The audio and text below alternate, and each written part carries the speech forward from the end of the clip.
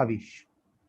So Havish consults organizations on enterprise level and functioning data analytics requirements, focusing on spreadsheet modeling and automation using VBA and Power Query, as well as data visualization on Power BI and Tableau.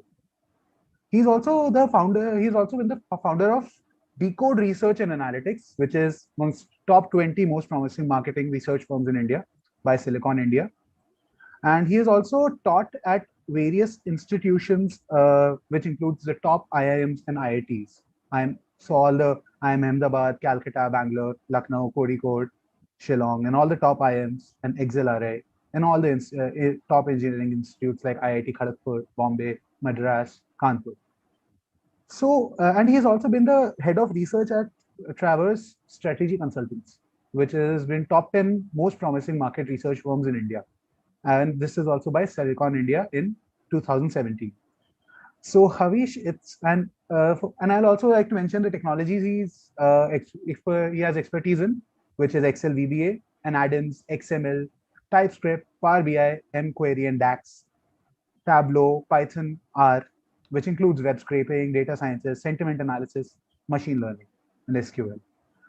So Havish, it's a pleasure having you with us at Monster Triumph. And so before we start, since Monster Triumph is one of the biggest diversity and inclusion events, I want to know your views on diversity and inclusion at workplaces. So thank you, Ishan, for inviting me. First of all, hello to everyone. Now we have 3 hours that we'll be spending with each other. So just to lay the agenda for everyone, we are going to talk about different technologies, and it's going to be a hands-on session in the sense that we're going to talk about different technologies one by one. And Ishan mentioned diversity and inclusion. Now, being a tech guy working with multiple organizations, this is something quite close to me because I work with a lot of CXOs, and this is a part of board of directors conversations, and at various levels across the organization, there is a lot of chatter around how to improve diversity and ensure that inclusion happens. Now, specifically talking about it from a technology viewpoint, I think we mostly think of the large organizations in the world. So we think of the Microsofts and the Amazons and how they're improving on a very simple level, the gender ratio, right? I think that's the first correction that everybody needs to make sure that we are including people from different races, people from around the world, and everybody's getting the equal opportunity. Now, things have been improving for the last many years. And what is very nice to see is that this is an open conversation that is now happening, especially in technology. If you look at town halls, right, which is what started with tech firms and now every other firm seems to be doing it. I think that's a great platform because every employee in the organization now has access to the top leaders, right? And they have a room and a forum to ask their questions and address whatever topics they have on their mind. We have seen some good shifts happening. And the beauty of technology is that it is an even platform. So while in a lot of other areas, there might be some preconceived notions and stereotypes that women are not suited for a specific type of industry or a specific type of function. At least in technology, it's an open platform because everybody has access to the same content. What remains to be done, though, is the fact that people have to allow equal opportunities, right? And organizations need to realize that simply giving equal effort to women and men is not enough. There's a lot of catch-up that we have to do because for years and years, women have not been encouraged to, let's say, take up technology or take up technology profiles. But that definitely is shifting. We see so many forums, we see so many organizations where there are women leaders, and it's a wonderful sign of things to come.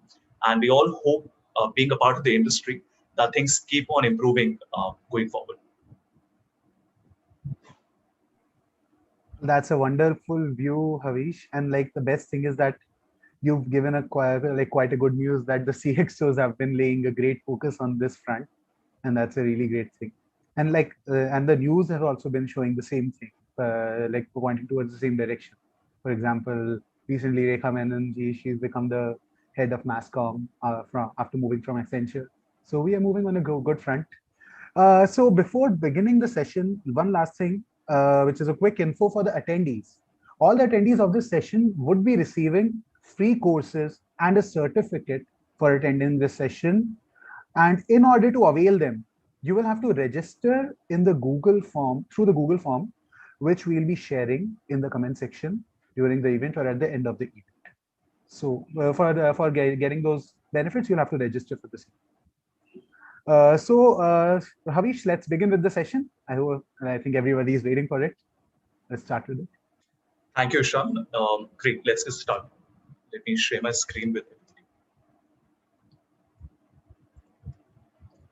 Okay, first things first, let's get a sense of what all we're going to talk about in the next 3 hours. Which are the type of technologies that I will be discussing. And I want the expectation setting to be very clear. I will also give my introduction to give you a sense of what type of clients I work with, what type of technologies I work with, and what type of projects do I handle on a day-to-day basis for various organizations. Now, the broad areas that we're going to cover include quite a lot. So we are going to talk about automation, analytics, visualization, and insights. The reason I put these 4 things together, and they have been clubbed into what we now call business intelligence, is because business intelligence is not just about technology. If you're not using the tools to create actionable decisions and enable organizations to take those steps to improve efficiency, then the analysis does not really mean much, right? So what we are focusing on here is automation, which means that with fewer resources, reducing cost, reducing errors, you're able to handle your tasks. Analytics would be what we understand by spreadsheet modeling, working on Python and R, where we're analyzing data. Visualization is presenting that analysis to different stakeholders, both internal and external. And then finally, insights. Insights would be where the role of AI and ML comes in, because simply presenting a spreadsheet is not getting the job done, right? I mean, as a data analyst, we have this joke where we say that anybody can make a spreadsheet dance. We can force a spreadsheet to show any number that we want to. But how do you make a spreadsheet give numbers which are relevant for a business, right? That's what we want to focus on. And this entire gamut of things are clubbed into what we call BI, which is business intelligence. There are many firms that are working in these areas. So there are predominantly we'll be focusing on Microsoft tools, but over the course of the next 3 hours, I'll also introduce different tools to you so that you get a very broad sense of which are the tools that are in the market and that organizations are using. Okay, first things first, I'm a programmer, so I like to use a Notepad, and I use a slightly advanced version of the Notepad called Notepad++. If there are any coders out there, I'm sure that you are aware of this. For all the others out there, this is like Notepad on steroids. So while all of us at some point must have used Notepad, Notepad++ allows you to have multiple pages. You can format the text in a slightly better manner than your plain vanilla Notepad. I like to keep this open with me because this is like a digital notebook. As in how I talk about different topics and we discuss different things, and there is anything important that I would like to mention, or maybe there is a link that I would like to share, or perhaps there is a topic that we might want to circle back to. I personally like to chart everything down because it helps me as a facilitator.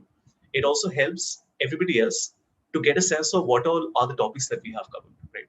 So we are starting from a blank slate, but I can assure you that by the time we end the 3-hour session, we are going to probably have 2-3 pages with us. So I run an analytics firm called Havish M Consulting. I started this a couple of years back. So predominantly our work is in Excel and Power BI, which is about 60% of what we do. And the balance 40% is split between Tableau for data visualization, a little bit of Python and R for data science, machine learning, and AI. And we also do some web work on JavaScript. But if you wake me up in the middle of the night and you say, Havish, what do you do? What is the one thing that is your core that defines you? That would be Excel. I have been working on Excel since 2000 when I was a school student. I fell in love with it the first time I worked on it, and I never stopped working on it ever since. So over the course of my career, where I've had a corporate stint with Record, I have been in academics for a few years. I pursued my PhD unsuccessfully for a few years, worked with some market research firms, handled some very large assignments for the government of India, and then finally landed full-time into analytics. In this entire haphazard journey, I have always been working on Excel. Tools have come and gone, and BI has now come in, and AI and ML has become more popular. But Excel still is something that I absolutely adore and I continue to work on. Sure, Excel has its limitations. Excel cannot do everything for you, but at the same time, it's the most popular programming language in the world, right? 750 million people around the world work on Microsoft Excel, which is by far higher than any other language out there. Now, there might be one school of thought that says that, is Excel even a programming language? Absolutely.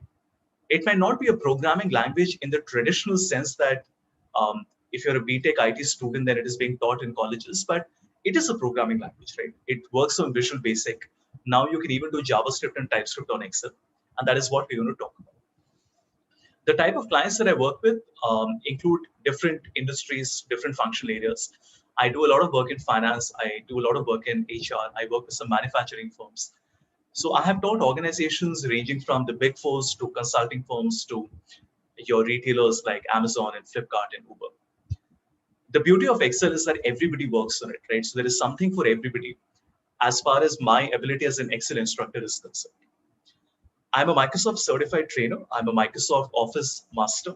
I'm a Microsoft partner, and I'm a Power BI data analyst associate. I've also written 20 books on Excel. And in addition to my corporate work, which is consulting and training, I also teach at a lot of B schools around the country. So I've taught at the top 5 IIMs. So I've taught at 15 IIMs in all. I've also taught at the top 8 IITs.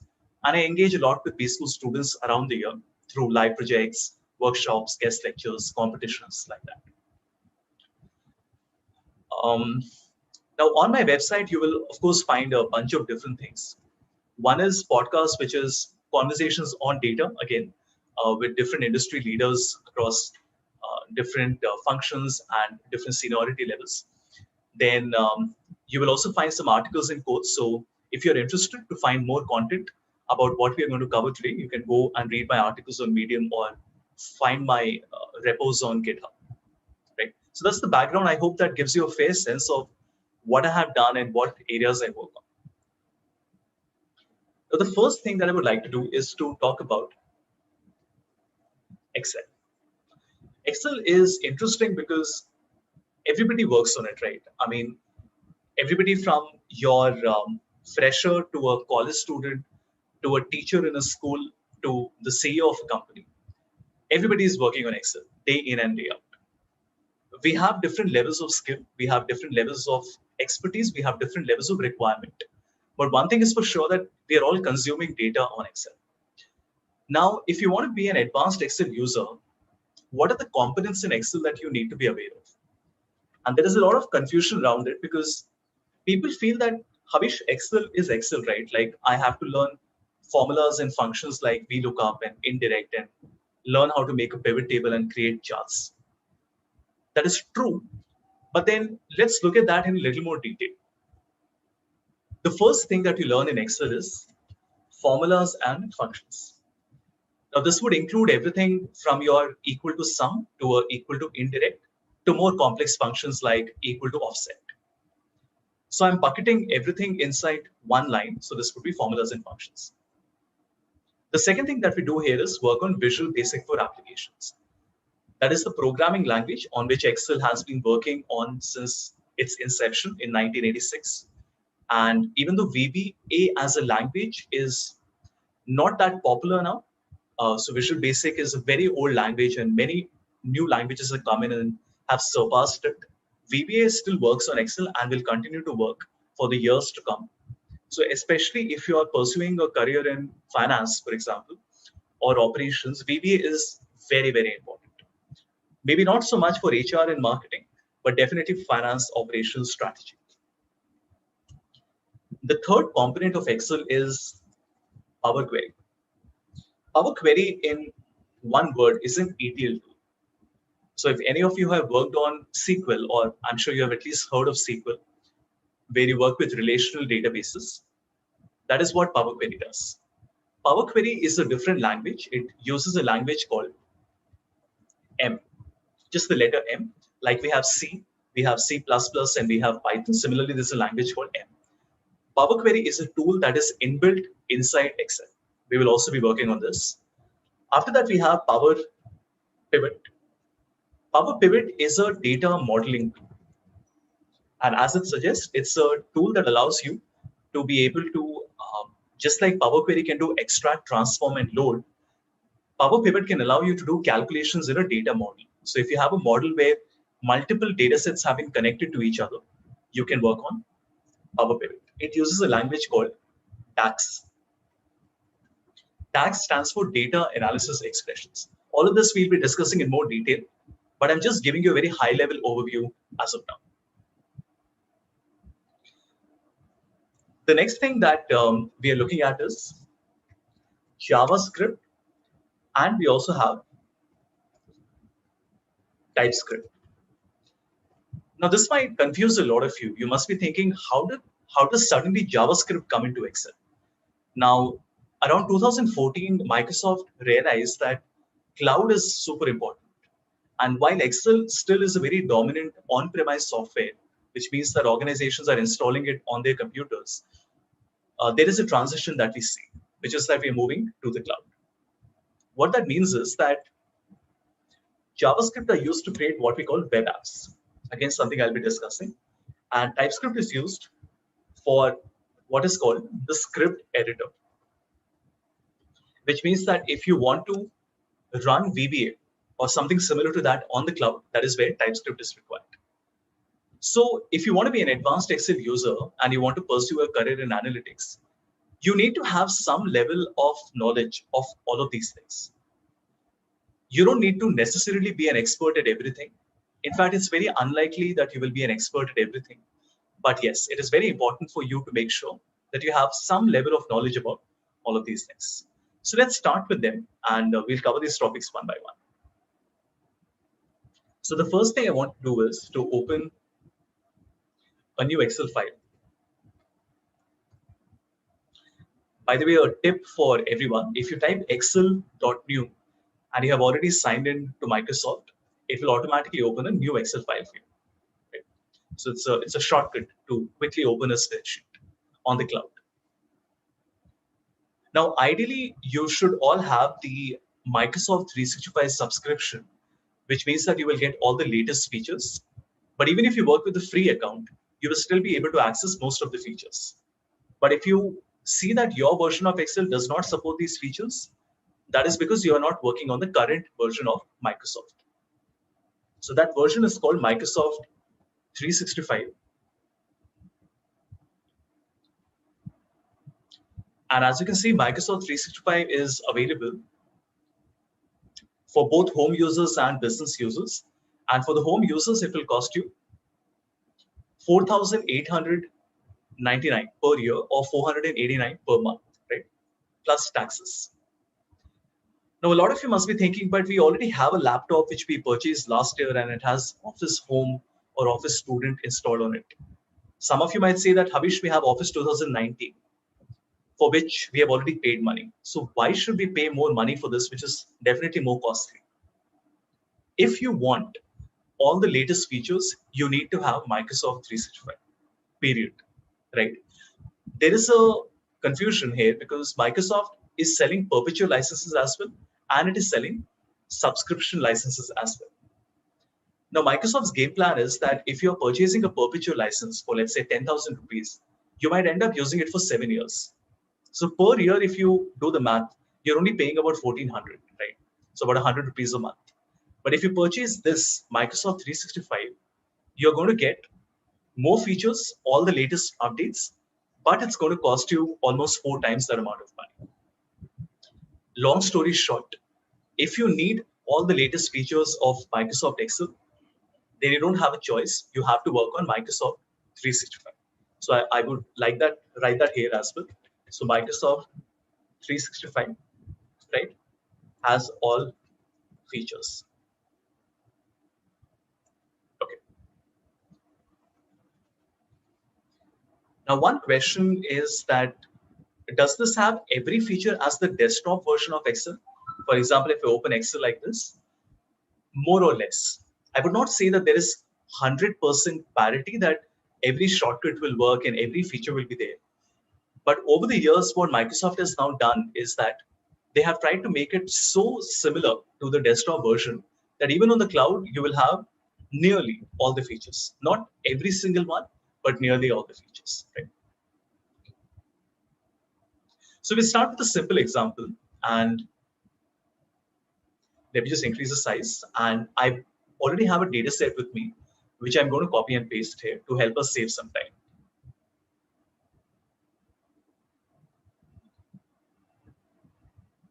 All right.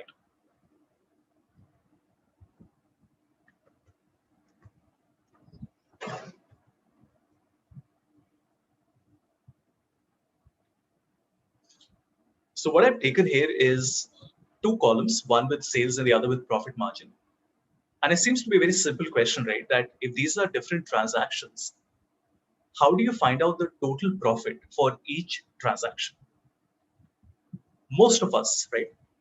I would say 99% of us will think correctly that Havish, it should be the first one multiplied by the corresponding value, right? So 214 multiplied by 9%, that tells us 19.26. And once we've written the first formula, we can drag it down. So I can simply drag it down and it tells us the result. So what's the big deal? This is how we have been taught to work on Excel for so many years. But now there is an update in Excel. In the last 2 years, slowly a new feature has started to get rolled out, which is called dynamic arrays.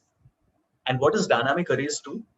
Dynamic arrays allow you to get multiple results using one formula. Let me explain how that works. Usually the process of writing a formula is to write one formula and then copy it down. But what if I simply select B5 to B17? That means I'm selecting the entire array and I'm multiplying that with the entire corresponding array. That means B5 to B17 multiplied by C5 to C17. If you say that this is wrong, I would not deny that, because in a way this is not correct. How can you multiply an entire series of values with another series of values? It doesn't make sense, right?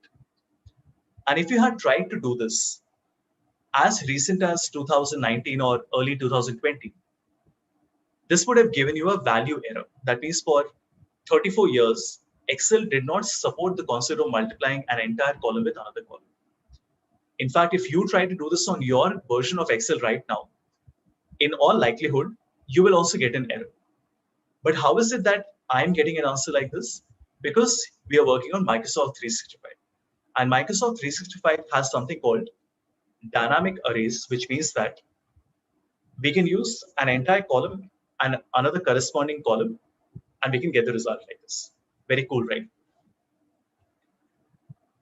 Now, if we go through the formula, there are a few small things that we should be observing.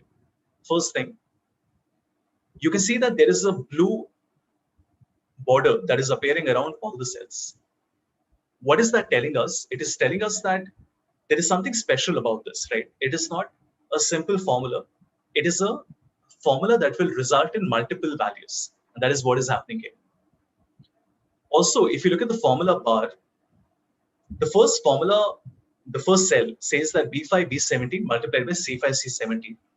But if I go to the second and the third and the fourth cell, you notice that the color changes. So the first formula is black in color, as you can see here. So the first formula is black in color, but all the others are gray in color. That means that in all of these cells, there is really no formula because we've only written one formula. And the formula is spilling into other cells.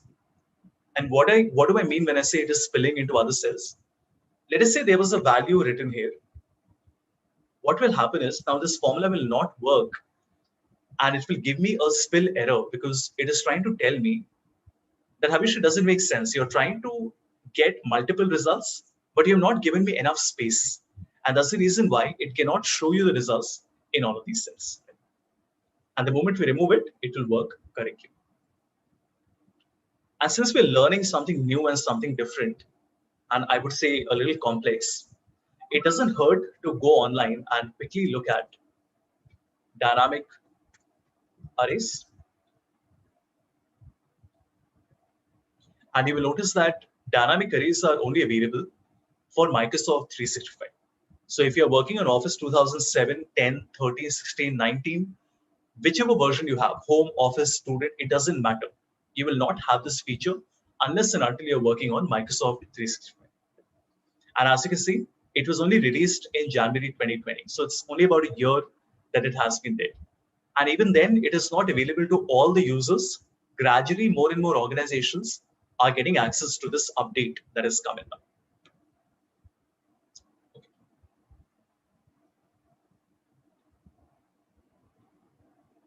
All right.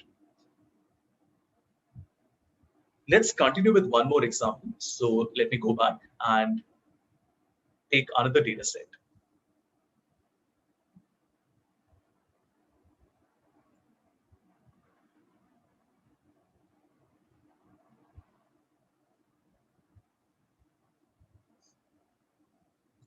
The question should be very clear. I can see that there are some mobile numbers that have to be given. And we have to essentially see how many of these numbers are correct. See, this is the automation part, right? Like, who is going to go and find out manually if the data has been given correctly to you or not? You need to build a system that will automatically give you the result for this. Now, we can clearly see that some of them have more than 10 digits, some of them have lesser than 10 digits. So I would say equal to length, and we can see that the length is 10, and the length is not the same for all of them. Using the learning that we had in the previous example, I will say that equal to the length of not just B5, but till B18. What happens? How can we find the length of all the cells at the same time?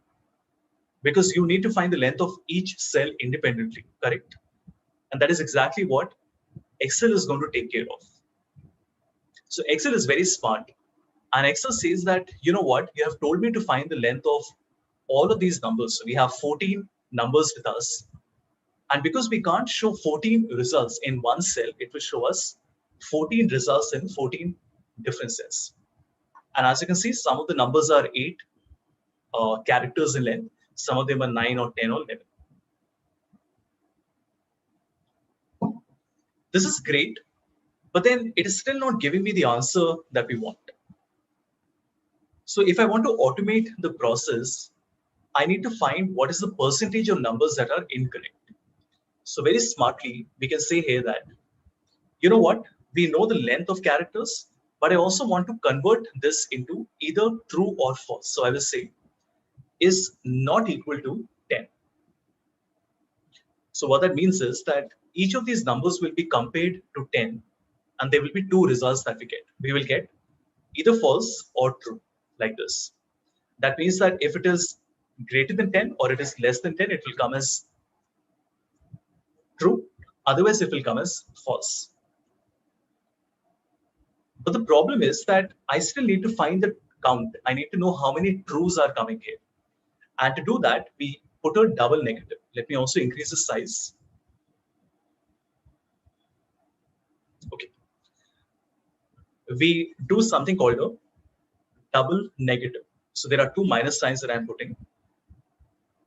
And what the double negative does is it will convert your false into a 0, and it will convert the true into a 1, like this. And why are we doing this? Because if we have the results as true and false, then how can I sum up or how can I count the number of trues and the number of false? So I'm doing a double negative here, and this will give me zeros and ones. And I'm sure all of you can guess what is the final step required. I just have to find the sum of all of these ones and zeros, and that will tell us that there are 3 numbers in my data set that are not exactly 10 characters. So you can see here, this is 11, this is 9, and this is also 9. But to find it as a percentage, simply divide it We simply divide it by the total count of all the numbers. And if we convert this into a percentage, it tells us that 21%, right, is not correct. Like this. Right, everybody? So we have 14 numbers, out of them 3 are not correct. So obviously the result is 21%. Assuming that one of these again had an error in it, it would tell me that 29% of my values are not correct. So what we have learned in this example is the double negative, right? So quickly hopping over back to Google. Just give me a moment.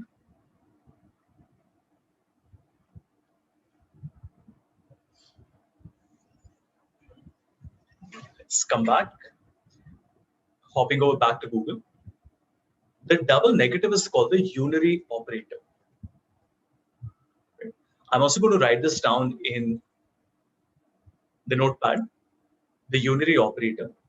And as you can see, the unary operator is not something which is there for Excel. Unary operator is a programming concept, and it says that in mathematics, a unary operation is only one operand, which is a single input.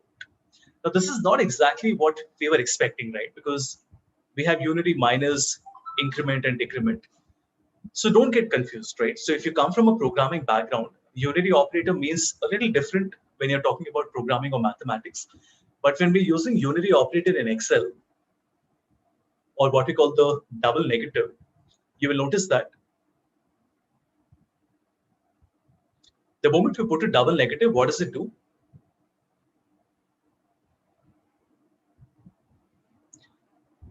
This coerces the true and false into the numeric equivalent. That means that true becomes 1 and false becomes 0.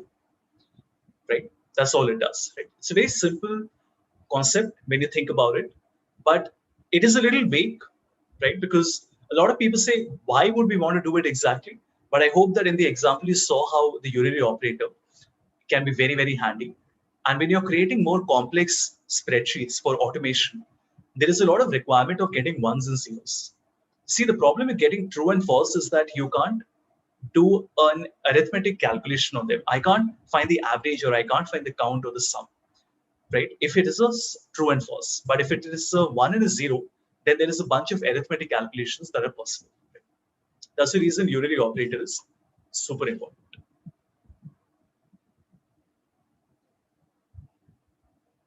All right, let's come back. And I will also take 10 seconds to quickly fix my screen so that there is no disturbance that comes in.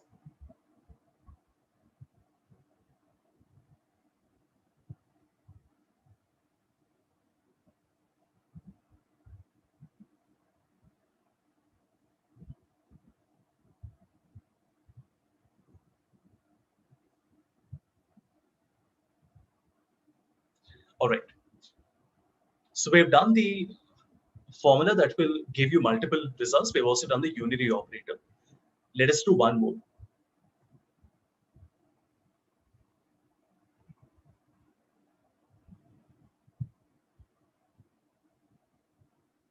So let us look at my scenarios.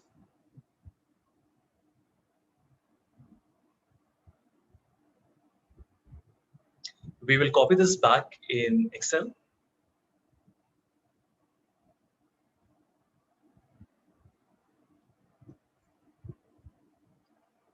So what we have here is a list of customers who have purchased from us in the previous year. So I can see that the previous year sales is 21,000, 46,000, 19,000, and so on. And there is a target that we have given to each of these customers. So 10%, 12%, 14%, and 16%. Now, if you think of the basic formula is actually not that difficult. So let me increase the column width to 15. Perfect. The basic formula is not really that difficult. We can write equal to my previous year sales multiplied by 1 plus my expected target, which means my expected growth of 10%. What does it do? It tells me that 21,000 plus 10% of 21,000, which is 2,100, will become 23,100, which is fairly simple. But if I try to copy this formula in all the other cells, it doesn't really work. It gives me some very erratic results, as you can see, right? And the reason that is happening is because we have to put dollar signs. We want to lock a cell. That means that when I copy the formula into the next cell, Control C and Control V, you notice that it is multiplying C7 by D6, not by D5. Same thing, when I copy this to the right, it is multiplying D6 by E5. It is not multiplying C6 by E5. And how do we lock the cell?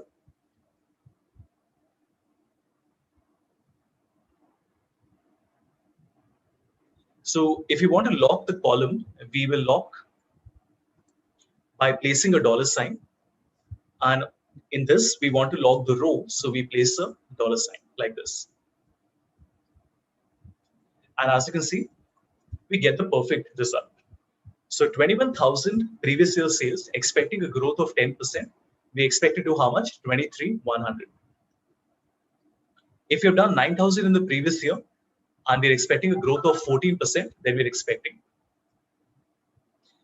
9,000 plus 14% of 9,000, so we're expecting 10,260. So this is one way of getting the result. And I don't want to mess around with it, but I want to duplicate my sheet. And let's look at a different way of doing the same thing.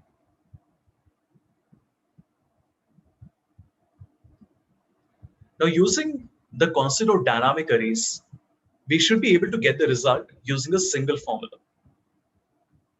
Now, this was never available in Excel because I've been teaching this topic for so many years, and I've probably conducted over 700 trainings where I have covered this example.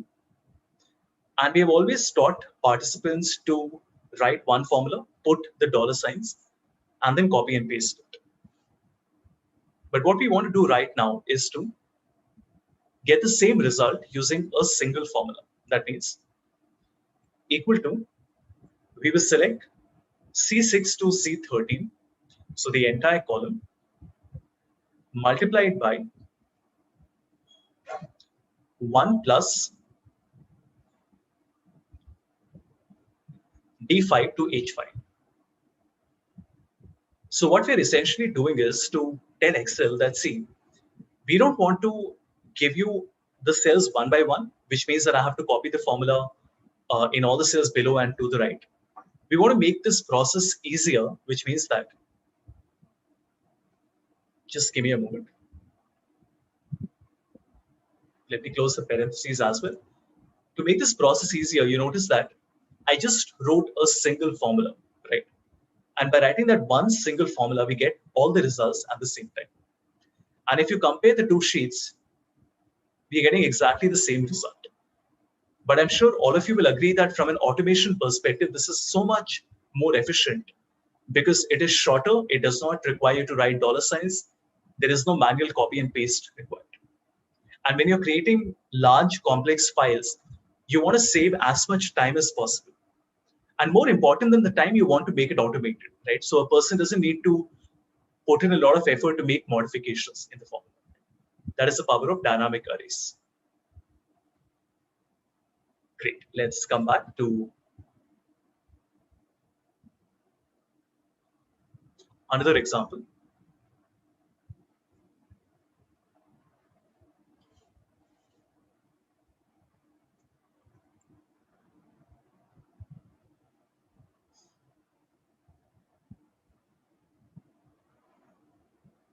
Let me increase the column width.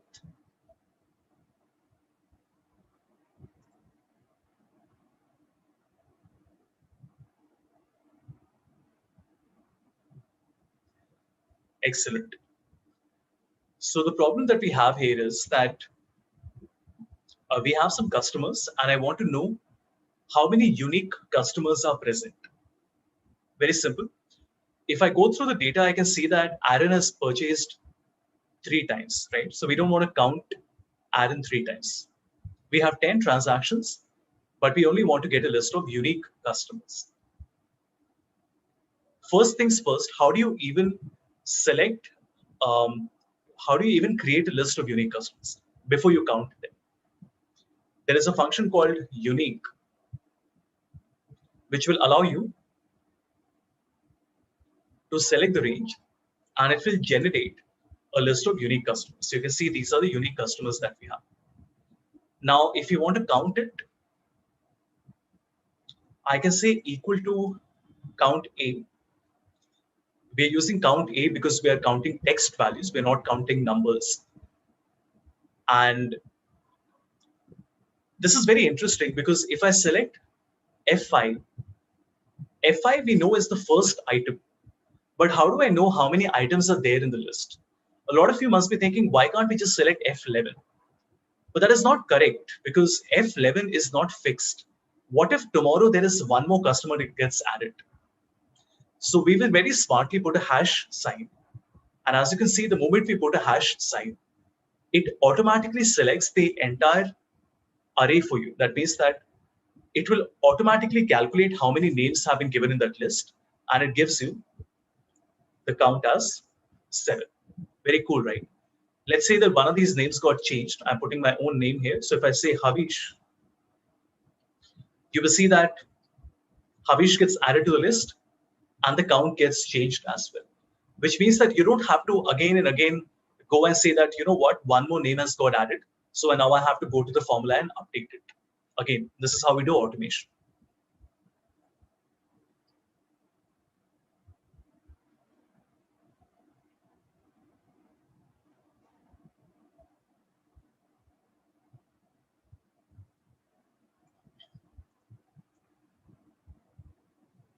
The next example I want to show you is to do with the sorting of a data. And I know a lot of you must be thinking, what is so special about sorting a data? We all know how to do that, right? So let me just increase the column width. If I may, let's make it 25. That's great. Let's auto-fit the row height.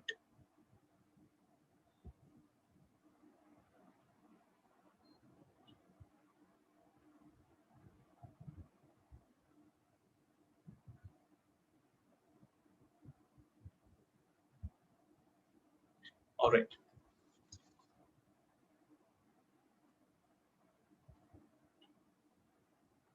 So the first question we have here is that there is a list of customers, and we can see that there are 13 customers that we have. There are 3 types of shipping modes. So we have A, B, and C. And we also have the sales quantity that has been given to us. What if I want to know in a descending order the sales amount? That means equal to sort. Very simple. So when we say equal to sort, I can select my range. In the sort index, we will not put anything. In the sort order, we have a choice. So if I put 1, you notice that we get an ascending order. And if I put a -1, we will get a descending order. Very simple. Which also means that I can write 1 here, or rather I can write ASC. So I'm creating ascending or descending. So let's just write A here. And we can say that, let me just increase the size once. So we can say that the user has a choice to decide whether we want to see it in ascending or whether we want to see it in descending. Now, if you want to see it in ascending, we will say that if the value that we have selected is, if the value in F1 is equal to A, then the result should be -1, otherwise the result should be 1. Now, why exactly have we done this? Because if you notice, we are getting the result in a descending order. But if I wanted to see the results, I'm sorry, we wanted to see the results in a descending order. So let me just put it the other way around. In a descending order, we can just change it to D and we get in a descending order. This is so smart because usually we have to apply a filter to the data and then we have to manually come to that column and apply that filter. But now it will happen dynamically. But what if we want to know who these people are? Like, I know that this is the descending order of sales amount, but which customer had 490, which customer had 473? How do we find that? To do that, we will now say equal to sort by. What are we trying to sort? The array, which has the sales values. But this will come later because this time we are not sorting the sales, we are actually sorting the names. And the sales value will become the by array. That means we are using the sales value as the order to decide what should be the order of customer names. And as you can see, Vivek is coming number one because Vivek is the minimum. Jack is coming at the last one because Jack, as you can see, is the largest number, 490. So let me just reverse the order.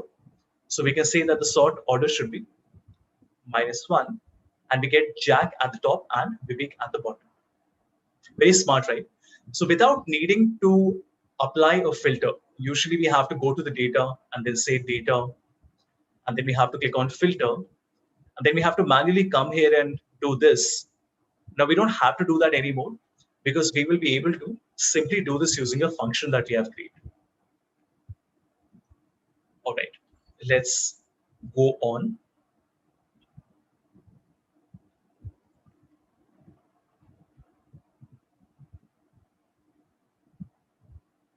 So the reason I'm putting everything in one spreadsheet is that we will also share the file with you.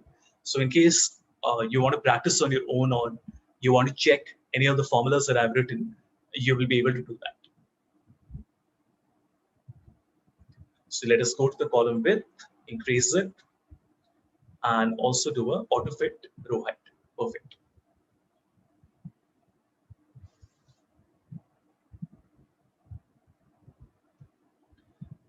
What we are trying to do here is to take a customer database. So I have the customer name, I have the shipping mode, and I have the sales amount. Now, in business, if your manager asks you suddenly, Havish, can you tell me how many customers have purchased from standard class shipping and the transaction is between 0 to 400? It's a very simple requirement, but this means that you have to come to the data. You will have to go to data. Then you will have to click on filter. After that, you will have to select standard class, which means that I will have to say that out of all the options that have to be given to me, I have to say that we are selecting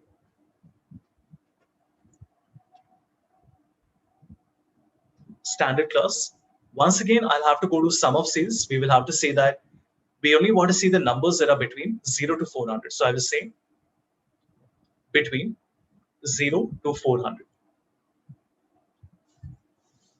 This means that we have taken the complete data, and from the complete data, we are taking a subset of the data. But it doesn't make sense, right? Because if I suddenly ask you, can you now tell me how many people are not in standard class, but in first class, you have to reapply the same thing. So there is no automation in this process right now. And that is exactly what we want to do here. So what we will do is remove the filter. We don't really need the filter right now. We will write a function called filter. That's what we want to do, right? We want to filter the data without literally applying a filter manually. We want to automate the task. So what we do here is we will say equal to filter. After saying equal to filter, we want to select the complete data like this.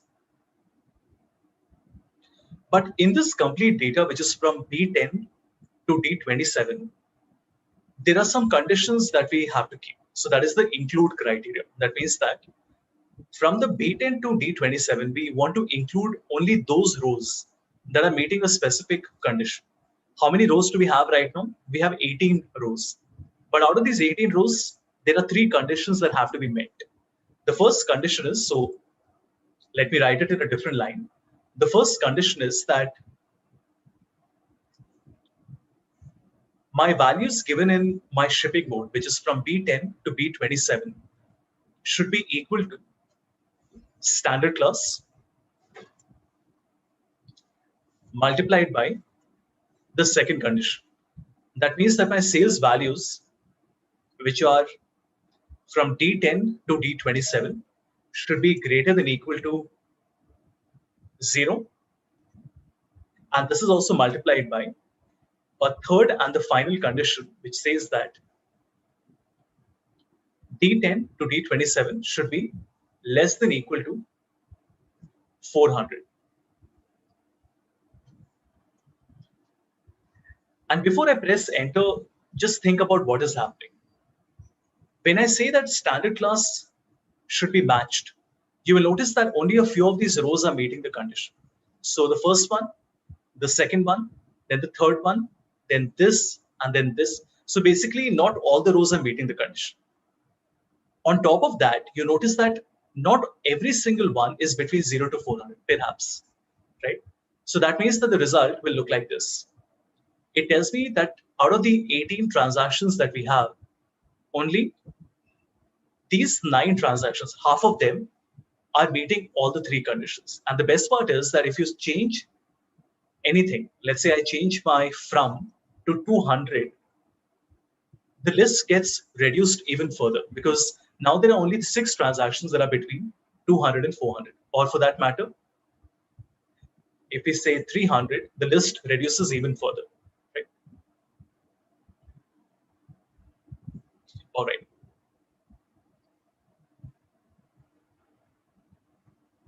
Obviously, if I change something here, so if I change this to first class,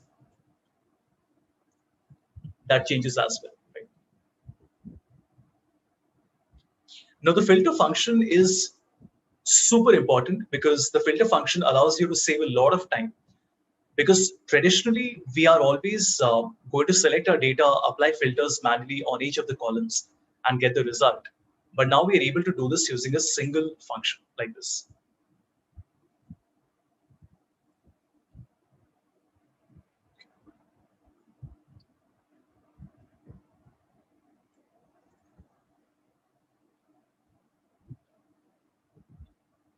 This example that I'm going to cover is probably the most difficult example that we have covered up till now. So we'll spend some time on it, but it will also be a good learning for all of you. And it will enable you to understand how powerful Excel is and what level of automation you can do. So let me explain the problem statement first. Let me increase the column width a little more.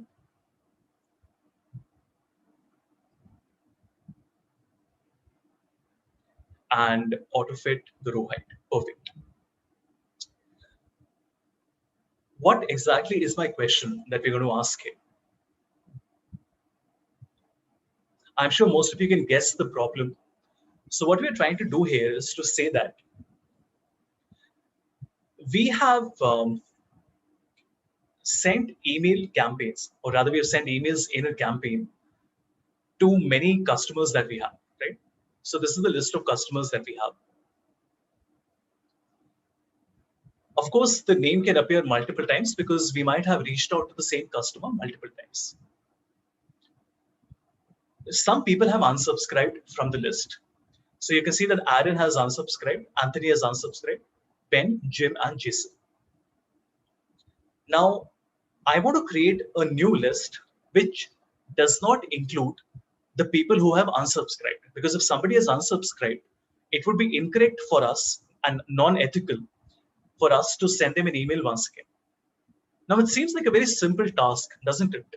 That I'm asking you that, okay, from all these customers, there are these 5 people who have unsubscribed. Can you delete these names? But you see how difficult it is. Because if I ask you to delete Aaron, you will have to go and check how many times Aaron is coming, and you'll have to delete everyone. Then you will have to check how many times Anthony is coming, and then you will have to delete it. Is it possible to do manually without writing a formula? Absolutely. But it is practical to do that? Not at all. So that's why I would not recommend you to do that. So what we're doing here is the first thing I will say equal to X lookup, right? That means we are searching for the first value, which is B4, till the last value, which is B42. Now this is the lookup value, and what is the lookup array? Where are we searching for it? We are searching in column C. So think what will happen. If I search for B4, which is Aaron, in the column C, will it give us the result? Absolutely, because Aaron is there in the list. If I search for Justin, we will not get the result because Justin is not there in the list. But we also have to give a return array, right? Because the result also is from column C. Now, a lot of you must be thinking, but why exactly are we writing it 2 times? Because the first time we are writing it, it is the lookup array. The second time, it is the return array. It will be clearer when you see the result. So when I press enter, something has happened. Why is Aaron coming? Because Aaron is there in the C column. Aaron has unsubscribed. Why are these people not coming? Because these people have not unsubscribed, which is good. So in this case, the NA is a good thing. It is not an error. The NA means that the person has not unsubscribed. So what we will do is, I can now write is NA,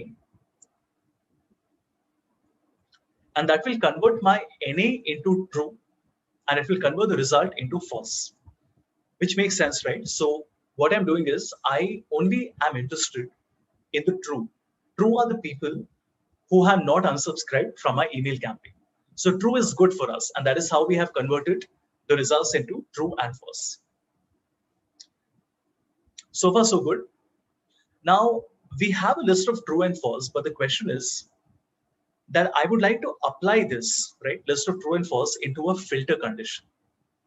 So we will say that, okay, let me go to filter, and I want to filter B4 till B42. And what is the inclusion criteria? Some of them are true, some of them are false, right? So let's see what happens now. So when I press enter, you will notice that there is a new list that has been generated. But if you look at this, this list is smaller. And if you look carefully, you will notice that Aaron in this list is not coming because Aaron has already purchased from us. I'm sorry, Aaron has already unsubscribed from us. So Aaron is not coming. Justin, right? If you look in this list, is coming because Justin is not in the unsubscribed list, like that. That is how we are able to get the result. Now, if we go to the bottom, you will notice that there's something strange happening. There is an Aaron coming here, right? But that doesn't make sense, no, because Aaron should have been removed from the list. So let's just press Ctrl Z and go back one step. So you will notice here that this is coming as true, but here the Aaron is coming as true, true, and true, right? Once again, the first one, Aaron is coming as false, right? But in the final one, it is coming as true, true, and true, right? But that's okay because these are different people, right? So far, so good. But why are these names coming multiple times? The same name is not getting repeated, which is great. But then why are these names coming multiple times? Obviously, because we have not removed the duplicates. So the final step that we require to do, everyone, is to simply write unique. And as you can see, we get a list of unique customers to whom I should be sending out the email. So once again, the problem statement was that there are different people to whom you have sent an email campaign. Some of them have unsubscribed. And you only want to make sure that the email is now being sent out to those people who have not unsubscribed from your list. Imagine if you had done this manually, it would have taken you a lot of time. And now with the beauty of these functions, which are unique filter, we're able to do this in such a much simpler manner. But can we improve the formula even further? Let's give it a shot. You will notice that B4, B42 is being selected 2 times, correct? So if I write let, and I say that my data is equal to B4 B42, what we are doing is we are essentially saying that before B42 is being selected 2 times, once in the filter, once in the XLOOKUP. That means that I want to give it a variable name, which is a my data, any name that you want to give. And let me close the parentheses as well.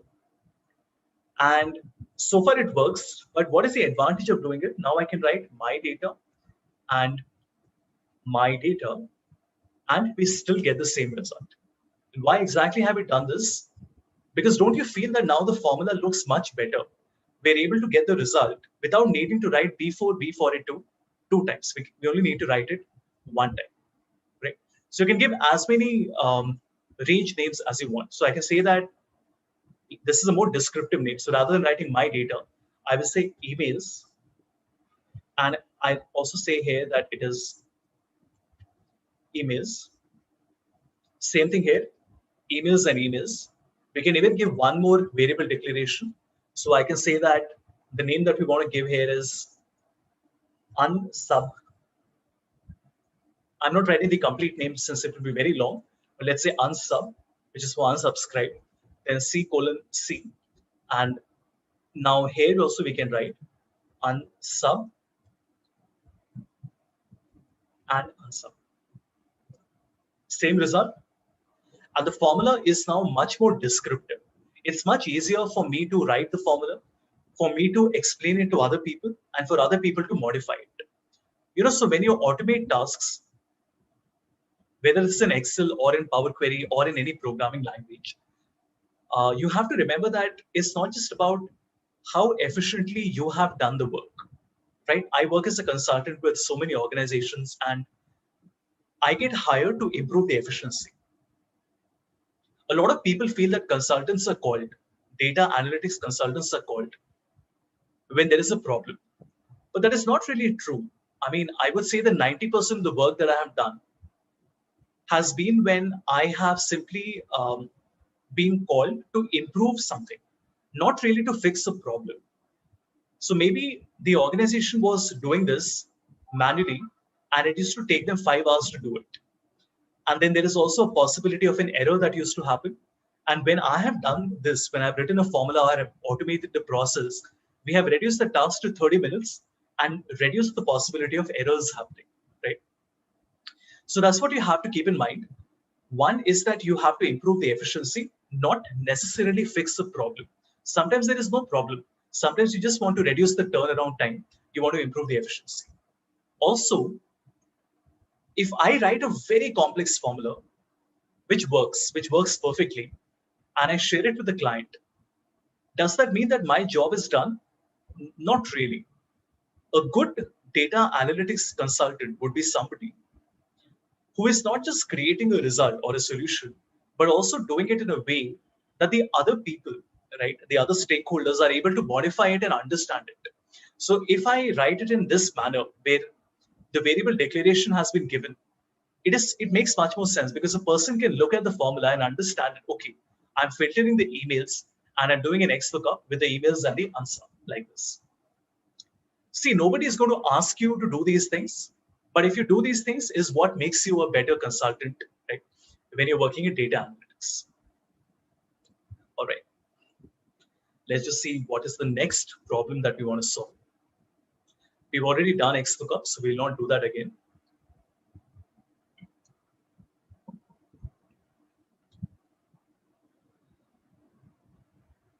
Let's quickly recap what all we have done up till now.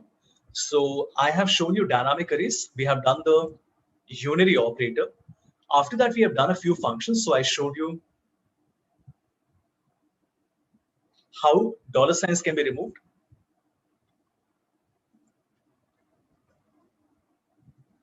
This is very important. Then the next thing we did was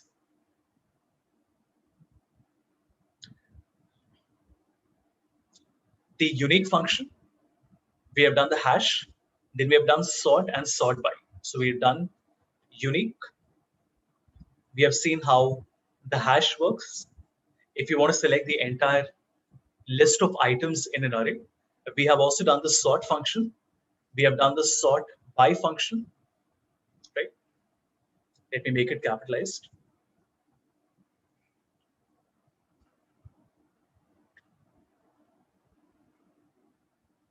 After that, we have done filter. And finally, we have done X lookup and let. Okay. So we have done filter and X lookup, and we have also done is any, and here we have also done let. Now let is very smart because this is, remember I said to you in the beginning that Excel is now becoming a programming language. In fact, there's a very interesting article that came out sometime back.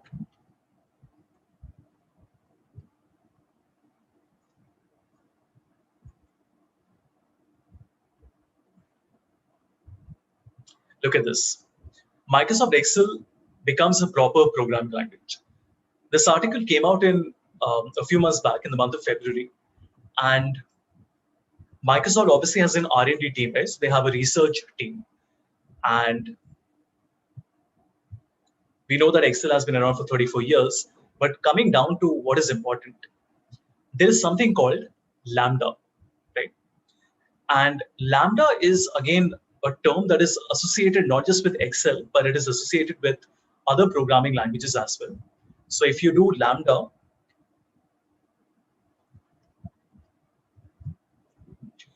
right,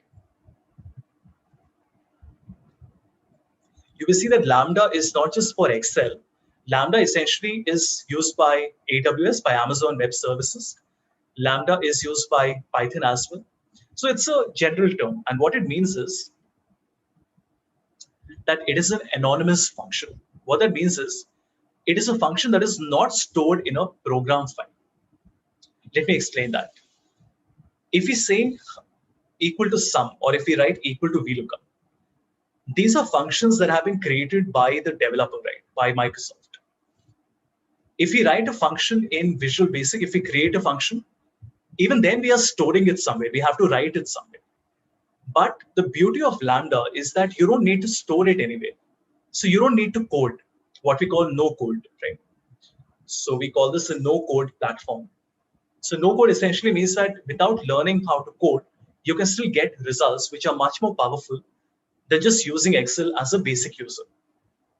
And the introduction of Lambda in Excel was such a pivotal movement because that happened, a couple of months back, that Satya Nadella came up with a LinkedIn post saying that Excel formulas, which is the world's most powerful programming language, is not Turing complete. Turing complete basically just means that it is you're now able to create your own functions anonymously without learning how to code. Right? I'll not get into details here. You can Google it and you can see how it works. But it's a wonderful feature that has got launched, and I will not be able to show it to you because even I don't have it yet. I expect to get it in the next few months. Right? So make sure to search for Lambda, because Lambda has now finally made Excel a proper programming language.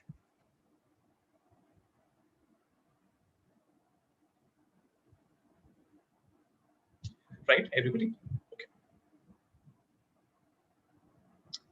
All right. Let's clean up a little bit. Now let's go back to what I told you in the beginning. So I told you we will do formulas and functions, which we have been doing so far. Let us now come to Visual Basic, which is VBA. Now, Visual Basic does not work on the cloud, right? So if you want to work with Visual Basic, just give me a moment. Let me close my window. All right. So if you want to work with Visual Basic, then we need to work on our local version of Excel, right? But Visual Basic will work on every version of Excel. Let me write that down. So VBA does not work online, but VBA will work on all desktop versions.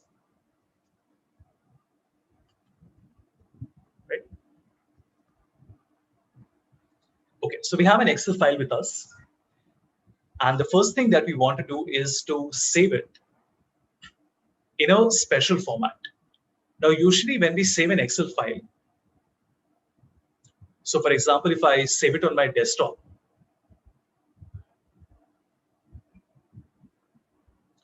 you will see that we are saving it as an Excel SX, which is the default format. And there's nothing wrong with that. But if you want to work with VBA, if you want to work with macros, then you have to save it as the second format, which is XLSN, which is a macro-enabled workbook. This is a must because your regular Excel file cannot run macros in it. Okay? So let me save it. Also, if you notice, I'm using two terms, right? I'm using VBA and macros. And there's a lot of confusion around which one is which, right? Why do we call it VBA versus macros? Now, VBA, everybody, is the programming language, which is used on Microsoft, right? So Microsoft tools like Outlook, Excel, Word, PowerPoint. So it is an event-driven programming language. It is inbuilt into MS Office, so you don't have to install anything else. And it is available on all versions of Excel.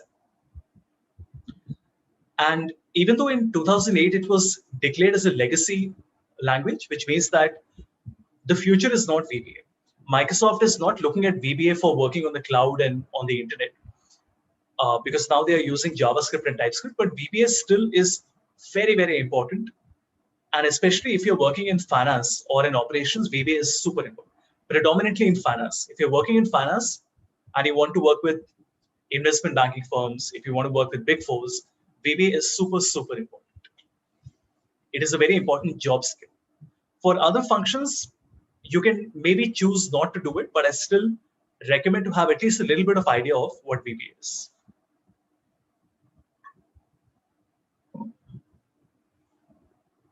Macros, on the other hand, are nothing to do with Visual Basic. So macros, if you notice, are a computer science term. So it's a general term, which means that it's a rule-out pattern that allows you to convert an input into an output. That's all. So macros will be available on other programming languages as well. Right? So if you notice, when I say macros in C, interestingly, macros in Python, right? If you say macros in JavaScript, you can see that even though it doesn't really work the way you would expect it to, you can see that people ask questions about how do you run macros, basically automate tasks, right? Macros is a way of automating tasks. That would be the simple way of understanding what it does for you. So now that we've done the technical background, let's see how they work in action. Right? So this is the general computing term. And VBA is the use of macros in MS Office. Right? Out of the 750 million Excel users around the world, maybe 1% of 1% work on VBA, right, in their entire life. And because this is an advanced topic and you need to learn programming to be able to do this, the feature for VBA has been put under the developer tab. Because Microsoft says that only if you are a developer, if you know programming, can you work with VBA, right? And on most of your systems, you will notice that developer tab is not visible right now.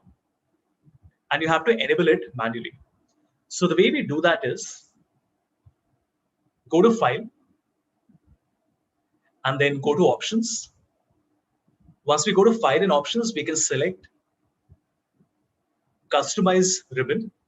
And in Customize Ribbon, we have the Developer tab, and we simply have to select it. By default, it would not be selected, but we have to select it like this. Okay. This is only a one-time task. The first time you enable the Developer tab, it gets permanently enabled on your system. And you notice that in the developer tab, both the terms have been given here. We have Visual Basic and macros as well. Right? Now, when we click on Visual Basic, a new window will open up like this. Ignore this rubber duck that you see. The rubber duck is an additional software that I have on my system. You don't need to bother with it. Right? So when we open Visual Basic, this is the window that we get. You can see that on the left side, we have all the Excel files that are open on my computer right now. Below that, we have the properties window, and then you have this large area where you can write your code. So let us start with a very simple example. So what we will do is to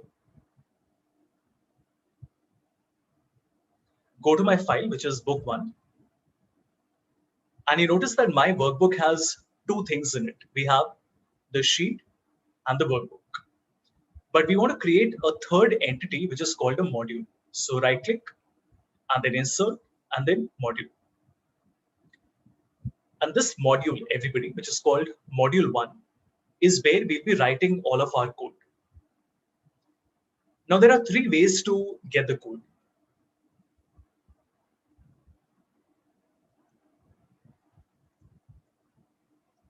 So there are 3 ways to do this, everyone. Number 1, you can record it and replay it. That's the first one. The second one, I can copy from the internet. And the third one is that I can write from scratch. For most of you, the record and replay will work very well. For some of you, copying from internet, not some of you, in fact, for all of you, copy from internet is super important, because whenever you're working in any form of programming or coding, you have to learn to copy snippets of code from the internet. So there are websites like Stack Overflow, which is the world's largest developer community that allow you to search for a question and you can get results. So for example, if I type VBA, you can see that there are many people who have questions related to VBA. There are 16,000 questions, and people from around the world have answered these questions. Okay. So we want to record and replay, we want to copy from the internet, and we want to write from scratch. Let's do all these 3. Okay. To tell you how to record it, first we need some data. So I'm going to take name and then the sales value. So we'll say that the name is A and B and C, and the sales value is 10 and 20 and 30, right? Very simple. Now we have the name and the sales value, but what we are trying to do here is to automate the task of cleaning the data and writing the formula. Okay, let's see how we do this. So what we will do is to go to developer, right, and click on record macro, this one. Record macro means that every command that I am performing. So if I click on the right arrow or the left arrow, if I write a formula, every single one of these actions will get recorded. But before we do that, let me make a copy of the sheet so that we can also replay it. Right? Let us get started. So I click on record macro. Let's call the macro first macro. Any name that you want to give, like this. Now you notice that once I start the recording, I don't have to be in a hurry. The recording has nothing to do with time. So it is not that you have to record it quickly or faster. It will only record your keystrokes or your mouse movement. So if I click on a cell, if I resize my window, if I open another Excel file, if I create a chart, if I write a formula, these are the actions that will get recorded. So what we want to do right now is to select all the cells and we will align it in the center. I will select A1 and B1 and we will make it bold. Then I will write the sum and we will say that the sum is equal to the sum of 10, 20, 30. Align it in the center. Make this bold as well. Let's change the color. Let us change the color for the top row as well. Increase the width. And I will apply a conditional formatting. So we will say data bar like this. After everything is done, we will also come here and write completed. And I will go to developer and stop the recording. Now, if you look at the number of steps that have been performed, we have done quite a few things. We aligned it in the center. We wrote sum. We found out the sum of 10, 20, and 30. We put everything in the center once again. The number 60 came in the center. We increased the width. I applied a conditional formatting. I applied the yellow and the green color, and I wrote complete. Now, when I go back to sheet 1, 2, and let's say the values are different. So we have T and E and F. And even the numbers are different. So 50 and 20 and 40. What we want to do now is to select A1. I will go to macros. And you can see that one macro has been given here, which is first macro. That's it. I click on run. One click, all the actions get repeated. How cool is that? Now imagine you're working with an organization, whether you're in HR, finance, marketing, it doesn't matter. Any organization that you work with, there will be repetitive tasks, right? You have to create the same tracker on every Friday or on every Monday. At the end of every month, you have to create a report. And the point is that you are repeating the same actions over and over again. And what we are doing here is we are essentially not having to repeat the actions manually because the actions have been recorded one time. I just can click on the run button and it gets replayed. But what is the code that has got recorded at the backend? Let us see that. So I will go to Visual Basic.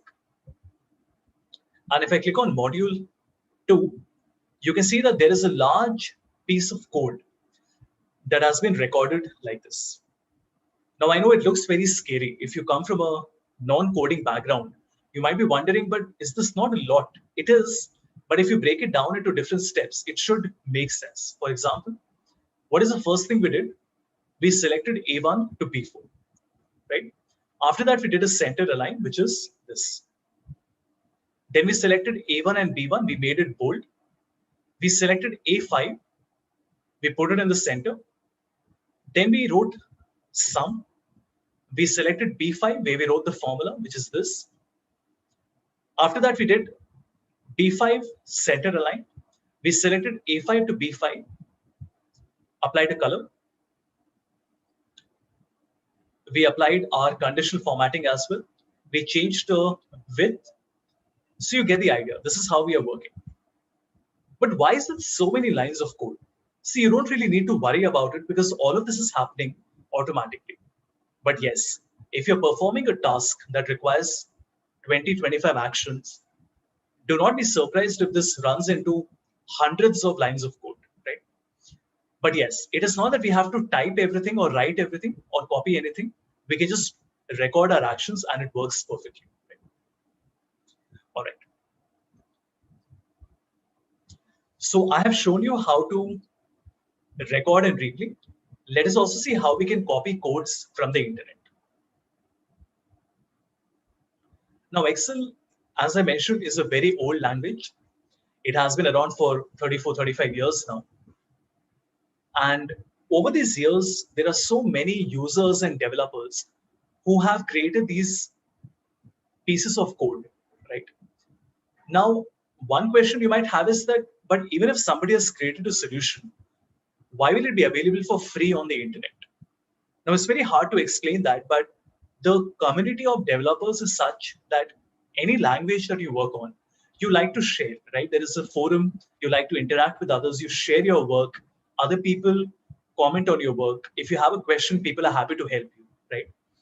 So what we are working with is now we are looking at how to copy a code from the internet. We have already run the record and replay. Let's see how we do this. So I will type VBA code 2. That means we want to search for a VBA code to do something. So I will say create a table of content, right? As you can see, there are many websites that have told you how to do that. We will just select the first one, scroll down, and you can see that there is the entire code that has been given to you. So we will just copy it. So I'll copy the entire thing like this.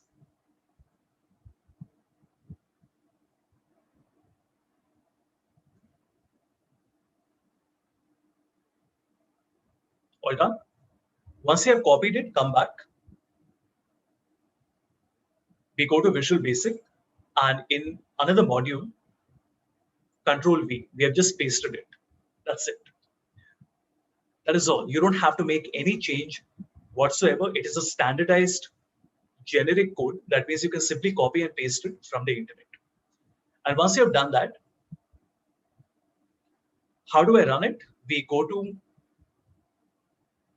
developer, we select macros, and you notice now there are two macros available. We have the first macro, and we also have table of contents underscore create. I click on run. So nice, right? It automatically creates a table of content with the two sheet names and a hyperlink. Will it work if I have many more sheets with me? Let's give it a shot. So I have about 25 sheets with me right now. I click on table of contents create, run, and it creates a list of all the sheets. That is how easy it is to copy a code from the internet and come back and paste it.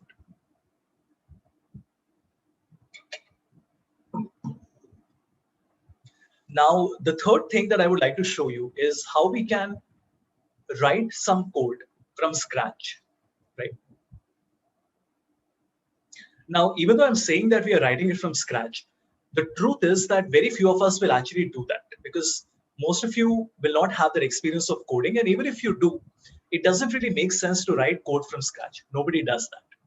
So I want to show you a hybrid approach, which means that we will record, but after recording, we will modify the code. So we're in a way modifying the code, but not writing it from scratch. So let us create a problem statement. What we will do here is to put some values.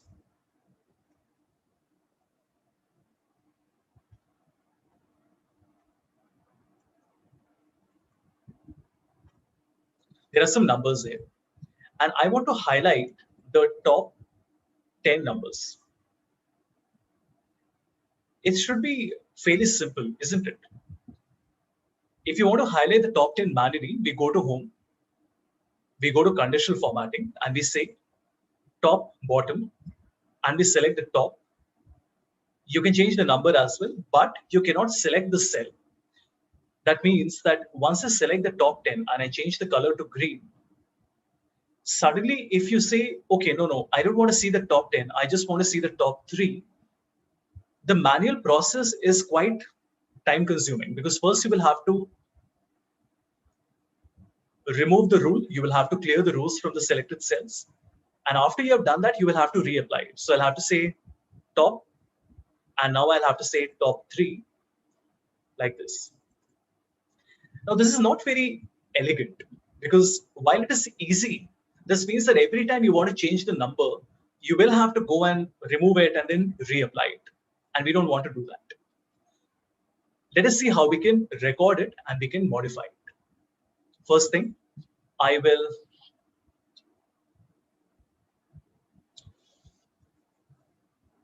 go to developer. Now we have two macros with us. We want to record a third macro.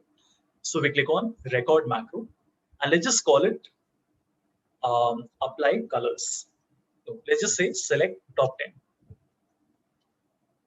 like this. Okay, now watch carefully. We select all the cells. I will go to conditional formatting. And the first action that I will perform is to remove any existing rules, because the order should be to first remove anything which is already existing. And after you have done that, then you apply a new rule, right? So the order is very important. I will remove the rule, and then I will come and say that top and change the color to green, right? So far, so good. Let me go to developer and stop the recording. Let us see if it works or not. So if you go to macros and I run my select top 10, in fact, let me first remove it. Otherwise, how will you see that it is even working, right?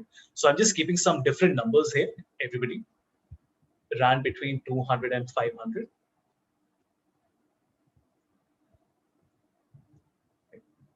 And let's also remove the format. So you notice that if I go to developer and we go to macros and we run select top 10, it works. So far, so good. So it is working, but I can't change the number, right, in this cell, in I2. So let's go to developer and Visual Basic now. And as you can see, we have our code here, select top 10. Let me just put it in a new module so that there is no confusion. So I'll cut it and create a new module and paste it here. Perfect.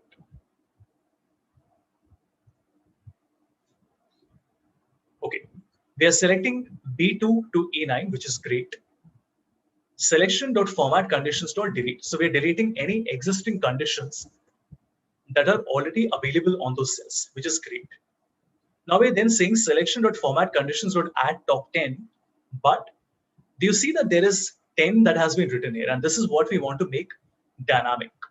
So what we will do is I will say that the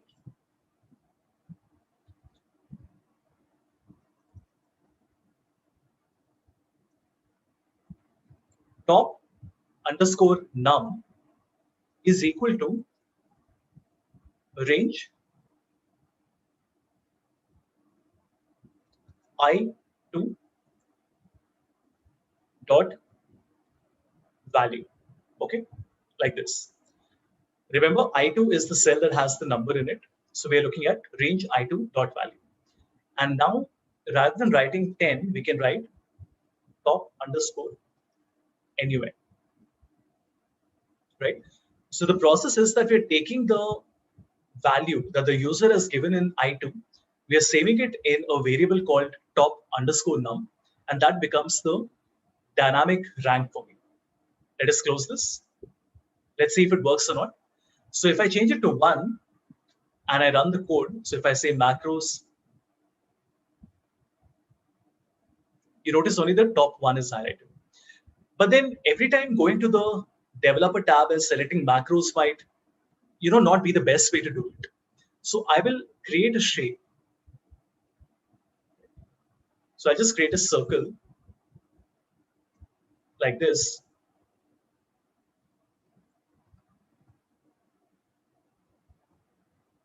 And on this circle, we can right click, go to assign macro, and we can say that select top 10. Now this means that all the user has to do is to write 5 and you get the top 5. You say 10 and you get the top 10. Very cool, right?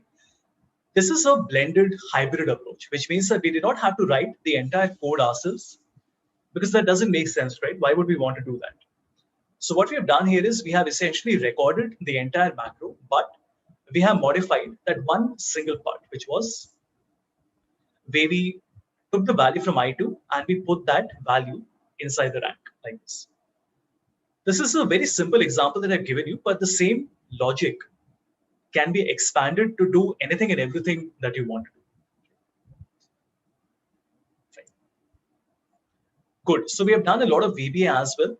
And now we want to come to Power Query. Right? But before we do that, I would like to save the file and show you some ready-made examples of how powerful VBA can be. Right?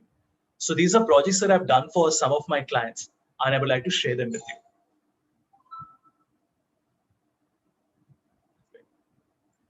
Let me just clean up a little bit. So all the windows that we don't require, let me close that. I don't seem to be able to close it, but that's okay. Let me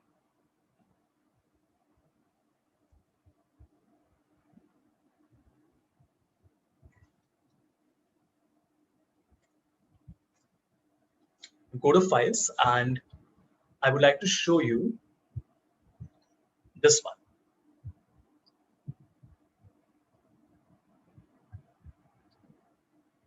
Right, so this entire project was done on VBA, and it doesn't seem to open. No problem. Let me close Excel and reopen it.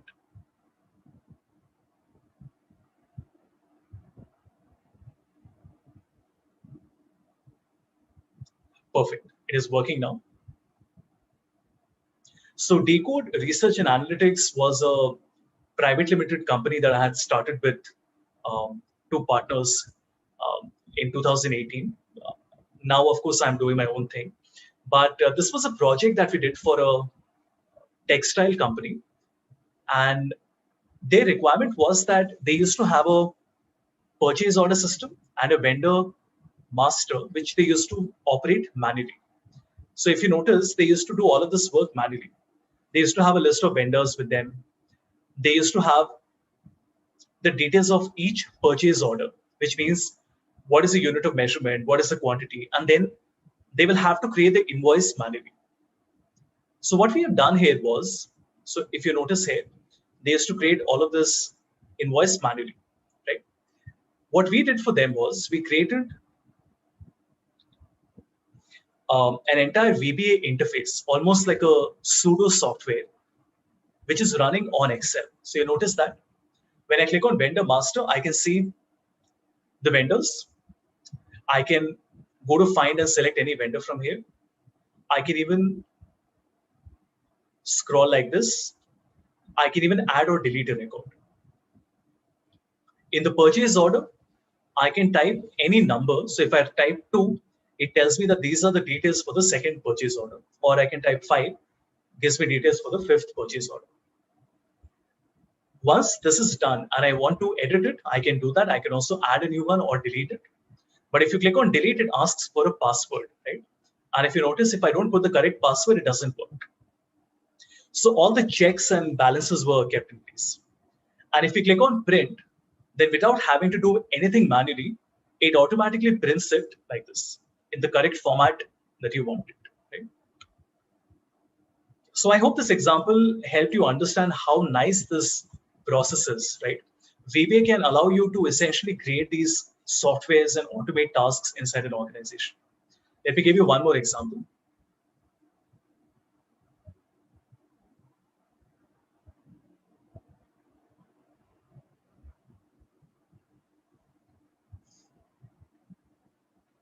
For this, I will need the password.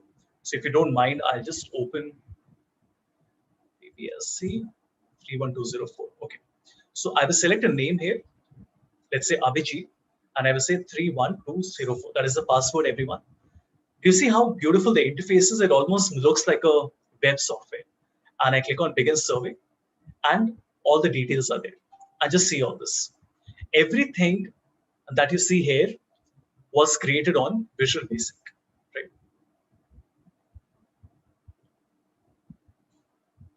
And it's such a better way of presenting a lot of data, right? Let me give you one final example.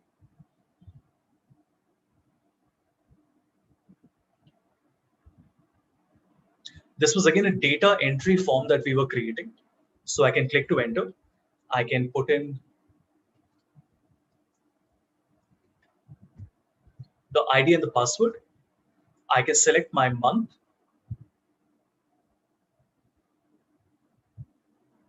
And you can see that I have two paths and I can fill in the data. Right? So I'm just writing some numbers here, just at random. And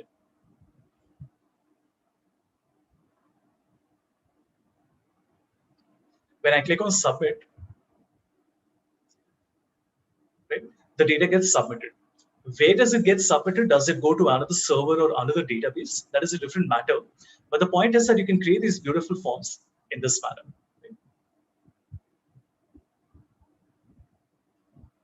And let me try and show you one last form as well. Look at this.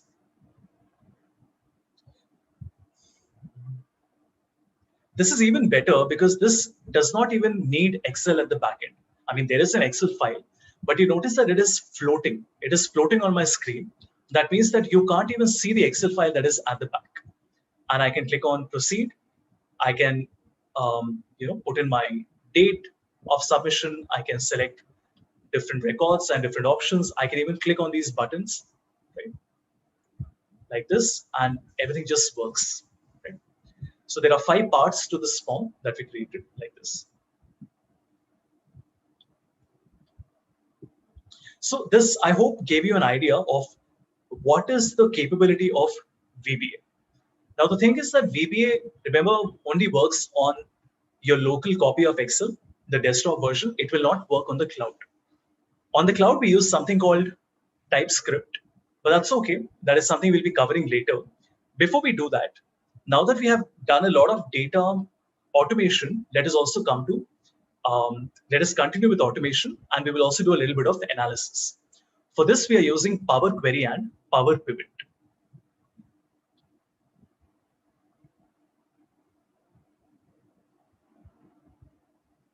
So let me just write here that in VBA, we can also create user forms, right? Excellent. Let us come back to the problem statement that we have. Let's look at this carefully. I have a folder that has 3 years of data in it. So we have 2013, 2014, and 2015.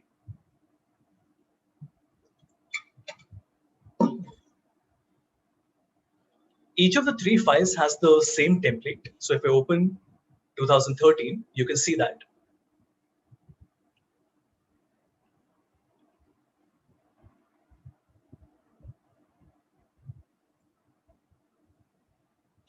We have a data set with us. Just give me a moment. Let me close this. And okay, so we have a nice data set with us where we have 12 columns, right? And we have the data for a business that is selling in multiple states in the United States. So we have the state and the city, we have the segment, the customer ID, but we do not have the customer name. Where is the customer name?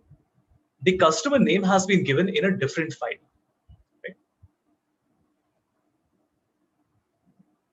So the customer name has been given in a different file like this. So you can see we have 793 customer names with us. Similarly, you notice that we have the subcategory, but we do not have the category. That category has been given in a different file, which is like this. So there are 3 categories and 17 subcategories. Now, some of you must be thinking, but why is the data not in one place? It seldom is. Any organization that you work with, you will have multiple teams, right? Like the product list will be handled by, let's say, the operations team. The marketing team also has a role to play there. The data for sales, quantity, profit will be handled by marketing and finance. The customer details might probably be handled by HR, right? So the point I'm trying to make here is that it is very seldom that the entire data of an organization can be put in one file. It doesn't make sense, right? Because why would you want to have such a large file with all the data in it? And everybody does not need to have access to the complete data. So there are silos. There are silos because I might have restricted access. That means that I can only see the data for the customer ID. I cannot see the customer name. Let's say I'm working in one department or one sub-function, and I'm not privy to see the customer name. So that's why I can only see the anonymized customer ID and not the customer name. But the problem is that when you want to collate everything and you want to create a dashboard, that becomes difficult because you have to open every file one by one, copy and paste it. Then you have to do VLOOKUP, right? Or some manual work. And I want to show you how all of that work can be avoided. Let's see how we do that. I will open an Excel file first.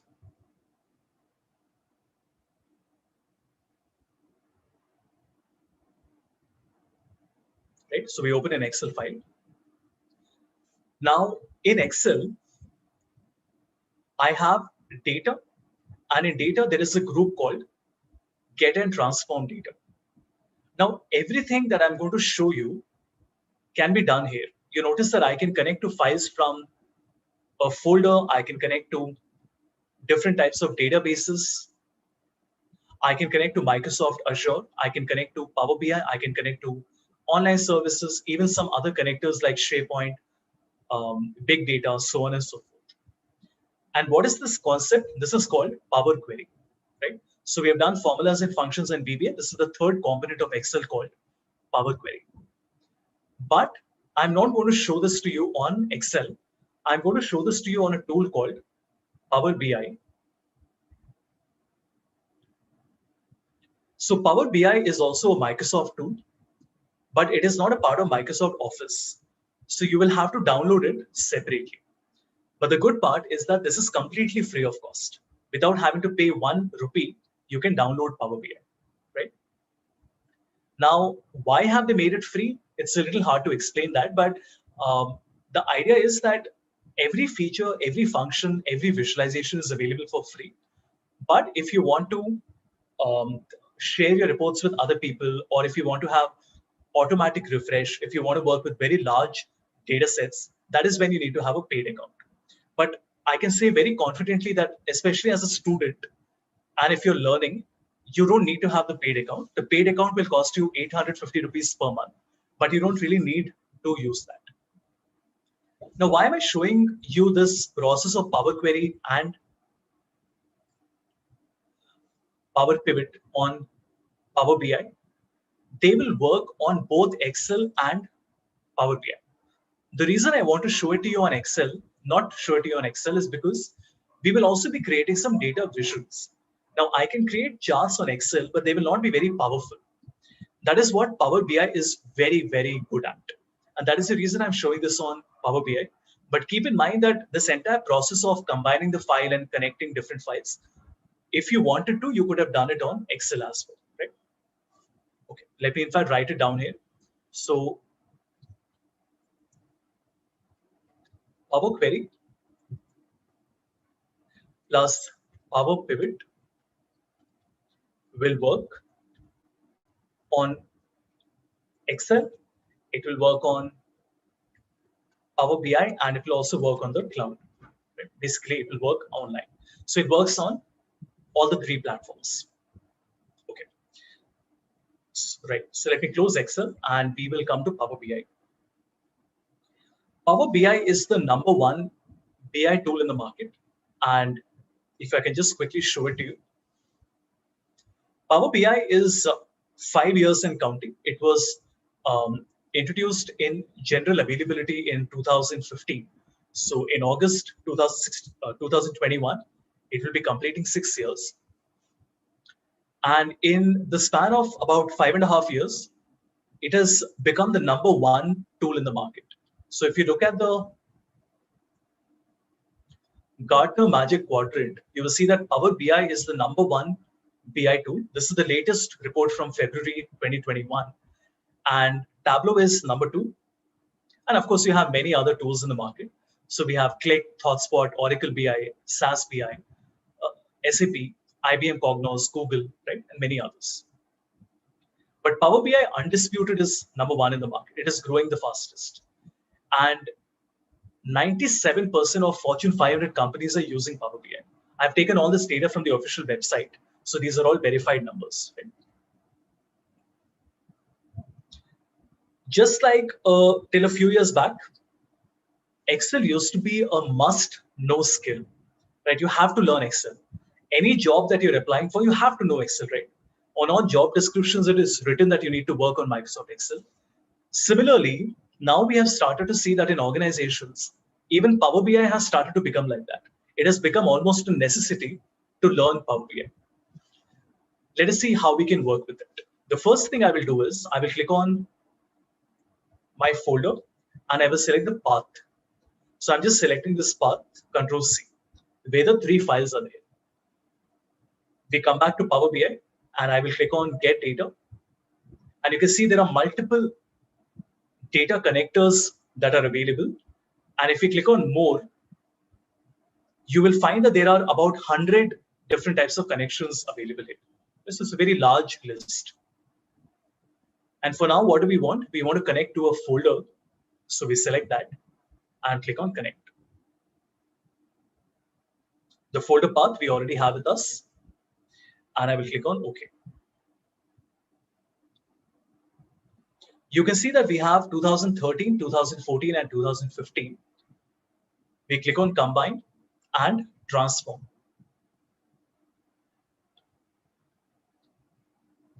And what happens now is that it will ask us which sheet do we want to select. So I want to select sheet number 1. There is only one sheet in my workbook. But if there were multiple sheets, you could have chosen which sheet you want. So I select sheet number 1 and I click on OK. And you know what? That is it. That is all that you have to do, nothing else. The moment you select the folder and you click on Combine, it will automatically open a new window called the Power Query Editor. Please remember, everyone, every single thing that I'm doing, you could do this on Excel as well. Why am I showing it to you on Power BI? Because I want to create visualizations as well. Once the data has been collated and it has been analyzed, I want to create some dynamic dashboards and some data visualizations. Okay. Now, if you look on the right side, you can see that there are some steps that have been given here. This language is called M, right? So let me quickly go back to Google and show you what this is.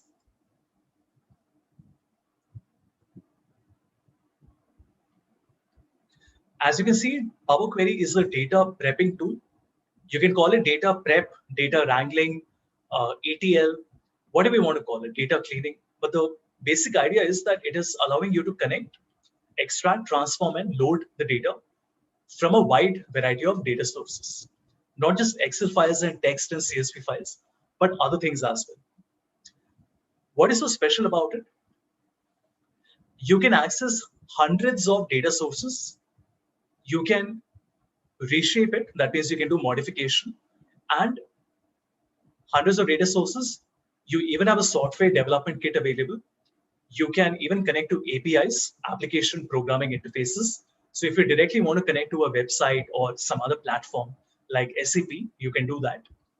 There are more than 300 data transformations available. And the best part is you have some AI tools as well and no coding required. That's the best part. You don't need to learn how to code. Power Query is available not just on Excel and Power BI. It is available on Excel, Power BI. It is available on CDS, which is Common Data Service. It is available on Power Automate. So without learning SQL, you can still use ETL using Power Query. And it also works on SQL Server. So different Microsoft products all use the same concept. So what you're going to learn today will help you not just learn one Microsoft product, but learn 5 different Microsoft products. Okay, let's come back. But how do we even know that the 3 files have been combined? If I open the first column, you notice that the 3 files have been combined successfully, and it is telling us 2013, 2014, and 2015. How cool is that? And what are the steps that have been written at the backend? You notice that 1, 2, 3, 4, 5, 6, 7 steps have been given. And if I go to the advanced editor, this, everyone, is how M looks. The language called M, this is how it looks.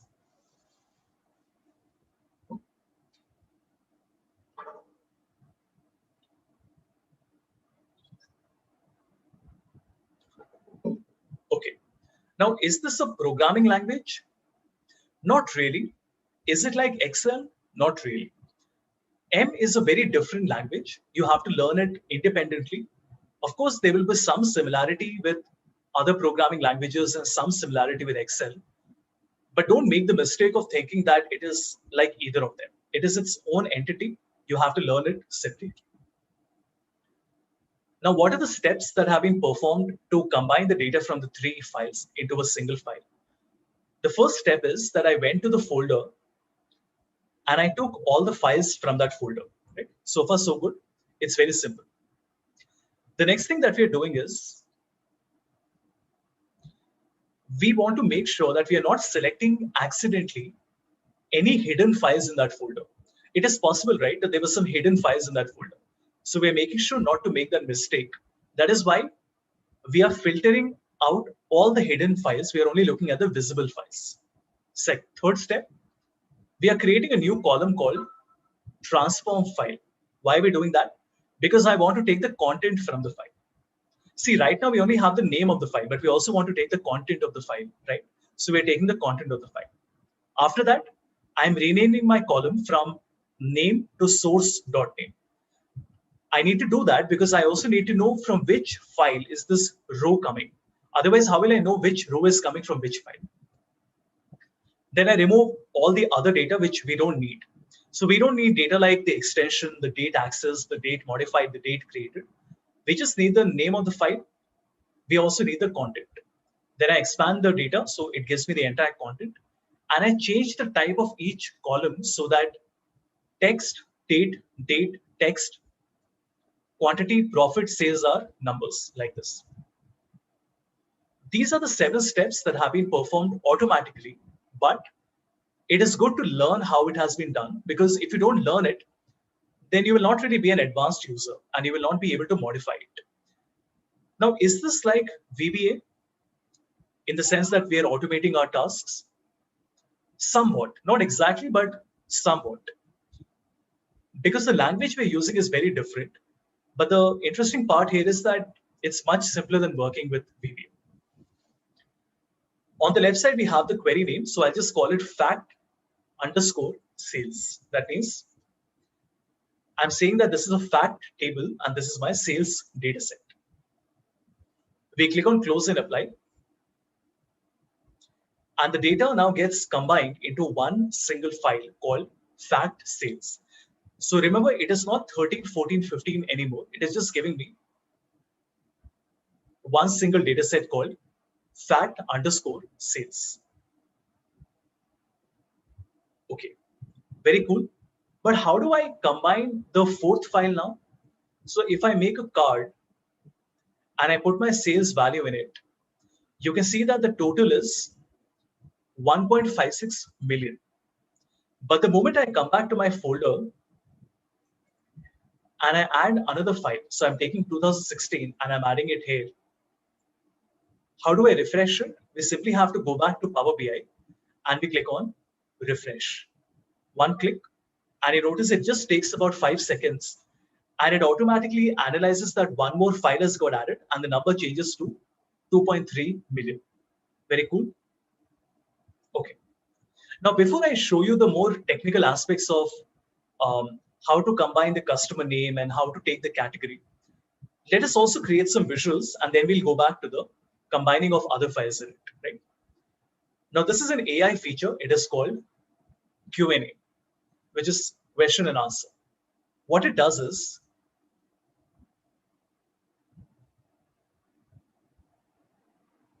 it allows me to ask a question about my data, and without having to write any formulas, no pivot table, no sort and filter, nothing is required. It will automatically give you the result that you're looking at. Let me show you how it works. If you have never seen this earlier, prepare for your mind to be blown. It is a beautiful feature, and this will really make you rethink the way we analyze data, right? And the way we visualize data. My first simple question is, what is my sales? Within a second, it tells me that Havish, your sales is 2.3 million. Now, some of you must be thinking that, okay, but this is very simple. I mean, you just wanted to look at the sales amount. What if I say that, what is my sales and profit.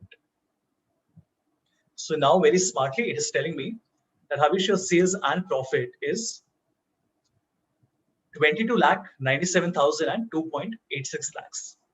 Much better. Now, the moment I say that I want to see the sales and profit, but I only want to see it for New York, it now only tells me that for New York, it is 3.1 lakh and 74,000. Isn't this amazing? No formulas, no sort and filter. You can just ask a question and it gives you the result like this. Let's continue. If I don't write for New York and I say by state, what will happen? It will show you the sales and profit for all the state like a scatter chart, which is amazing. You can see that California is the highest in both sales and profit. New York is also very high on sales and profit. So you have both the East Coast and the West Coast. And then you have many other numbers. But you see this, there are a lot of states that are below zero. That means that Colorado is 32,000 sales but negative profit. This is the worst one. Texas is a quite large state. It is the third largest when it comes to sales, 1.7 lakhs. But when it comes to profit, it is negative 25. So I'm incurring a loss in Texas. Okay, let me ask a different question. I will say, show me my sales by my state as a map. How amazing is that? It will automatically create a map for you. Why are these bubbles of different sizes? Because it is relative to the sales amount. So if the sales is smaller, then the size is smaller. If the sales is larger, then the size is larger. Very simple, right? And if I say for, okay, for my consumer segment, you notice that it now only shows you the data for the consumer segment like that, right? Now we have created a map. Let me also put a border and an outline. So a border and a shadow, right? Let's do that. Next to this, I will create a slicer, which is this one. And in the slicer, we will keep our region. Now this means that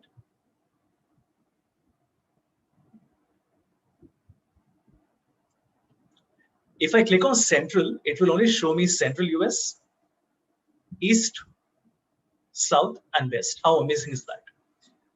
Now, of course, the question is, but how did these get connected to each other? That's the beauty of it. You don't have to bother. Every visual that you create will automatically get connected to each other. So you don't have to really write any formula or even apply any steps. It just works, right, automatically. And obviously, there are many other questions that you can ask, but I've given you an idea. Like this, there are many other types of questions you can ask. So the entire process of analysis, visualization, and insights becomes much easier. So Power BI is a BI tool because it can do everything. It can automate the task using Power Query. It can analyze it using these features. It can visualize it with so many different visuals available. There are more than 200 visualizations available, and it can provide an insight as well. Now, some of you must be thinking, but Havish, where is the insight? Like, this is just a chart. It is not telling me why this happened, right? Let me show you how we can do that. On a new page, I will create a column chart. And on the column chart, I will keep my order date and my sales amount.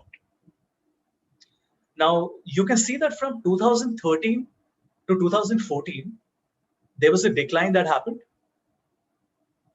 From 14 to 15, there was an increase, and 15 to 16, there was another increase. Now, I would like to know as a business that from 13 to 14, there was a small decline. From 4.84, it became 4.70. What was the reason behind this decline? Was there one country that did not do well? Was there one state that did not do well? Was there one segment that underperformed, right? How do we find all of these things? I can simply right click, okay, and say analyze. it automatically detects, this is also an AI feature, it automatically detects that there is a decrease in my data. So the moment I say decrease, it will tell me that, Havish, there is a 2.83% decrease from 2013 to 2014, right? Now, if you go through them, you will notice that it is trying to tell us what could be the possible reasons behind it. For example, if I look at year and subcategory, it is telling me that from 13 to 14, right, from 4.84 lakhs to 4.7 lakh, bookcases showed a growth. So you notice that bookcases, accessories, copiers, they all showed a growth. But look at this. Machines was a subcategory that showed a decline of 34,000, which is quite a big number, right? So there was a 55% decline in machines, and that was the reason, one of the reasons behind the decline that happened, right? Like this. Now, how is it doing all of this? This is all AI. It is happening automatically. And there are different types of charts that you can create here. So I can create a scatter chart. Green is the subcategories that are growing. Red is the one that have degrown. You can also make a column chart. You can also make a ribbon chart. So you can see the change that is happening, right? Like this. How cool is that? In addition to this, I can also right click and say summarize. Summarize means that it will automatically create a summary telling me that there was a 51% increase from 13 to 16. The sales has increased for the last 4 years. So from 13 to 16, there has been a total increase. And the jump has been from 4.84, which is 4.84, to 7.33. And what is that jump? That jump is 51.56. How cool is that? And all of this that you see is dynamic. Now, when I say it is dynamic, what I mean to say is that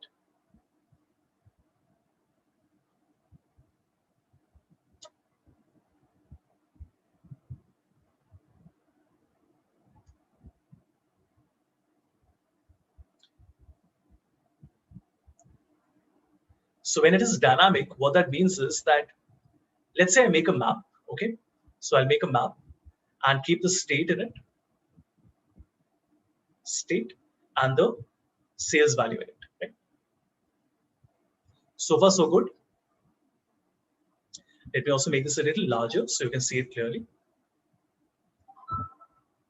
If I click on any one state, let's say on the East Coast, we have New York. Do you see what is happening? My chart is also getting updated and my results are also changing. So it is telling me that in the case of New York, there was a 44% increase. If I look at California, there was a 60% increase. How cool is that? I can also drag and select a region like this. So I can see that for this particular region, this was the increase that happened, 96%, like this.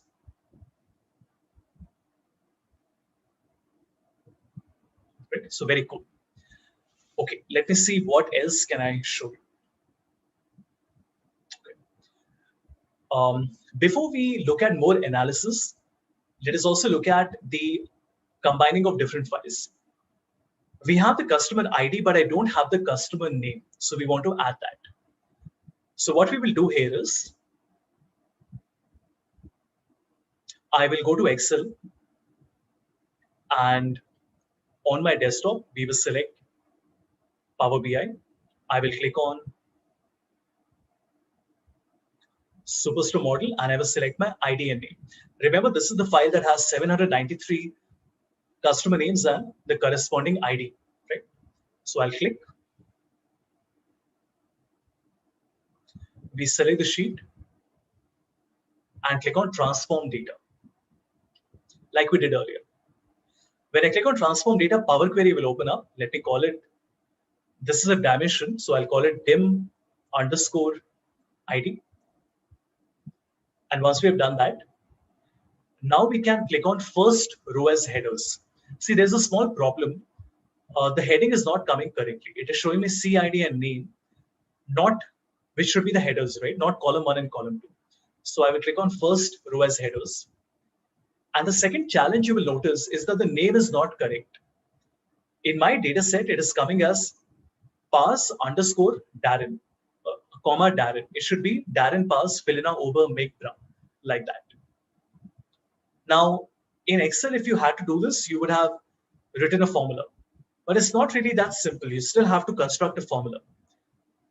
But in Power Query, we have this beautiful tool called column from examples. So when I go to add column, I can click on column from examples. What does that mean?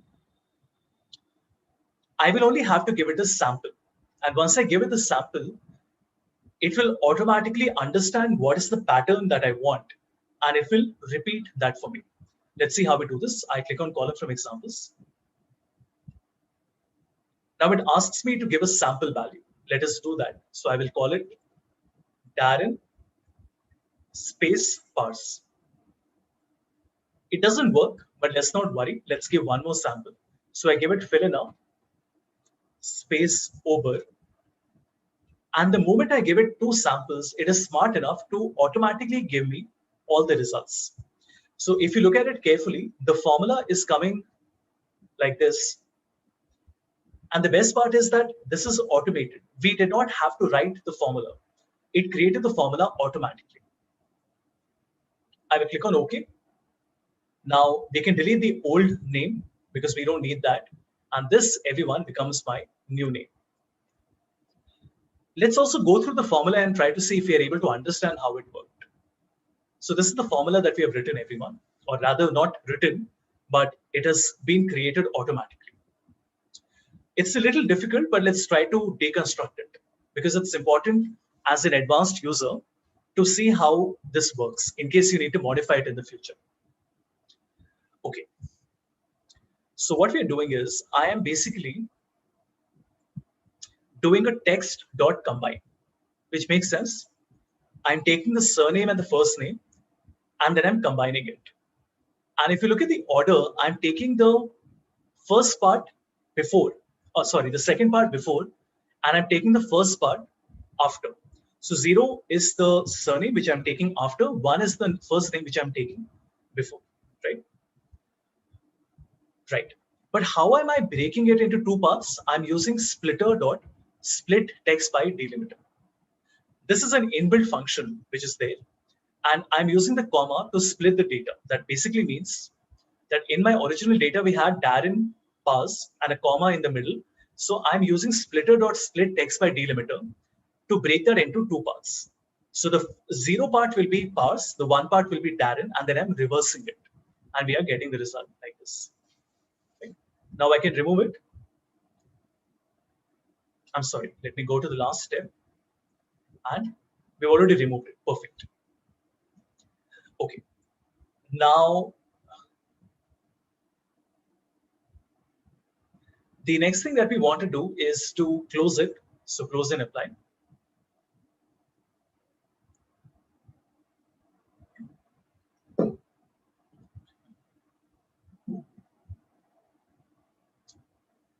And you can see that there are two tables that we have with us.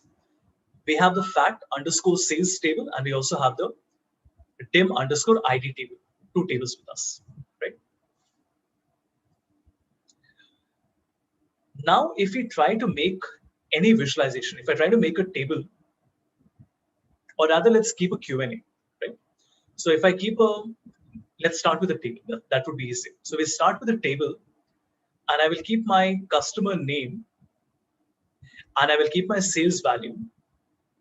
You notice that, yes, we are able to show both of these columns, which are coming from different files. Remember, there are 5 files right now. We have the customer file, we have the sales for 4 years with us. And very nicely, we are able to combine everything into a single file.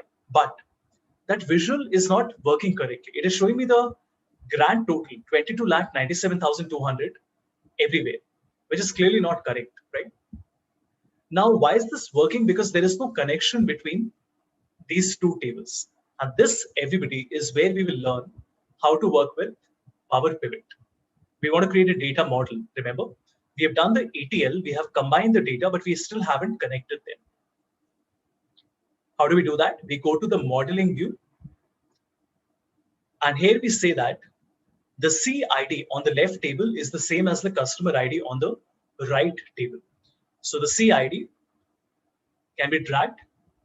And as you can see, there is a connection, or what we rather call a relationship, between the left table and the right table. And this one means that in the table on the left, every customer ID is unique. It is only appearing one time. But in the table on the right, it is many. That is the asterisk, which means that each customer probably has purchased multiple times from us. And the moment you create a relationship, you notice that the results come. How cool is that? So 5 different files have been combined into a single file using Power Query and Power Pivot, right?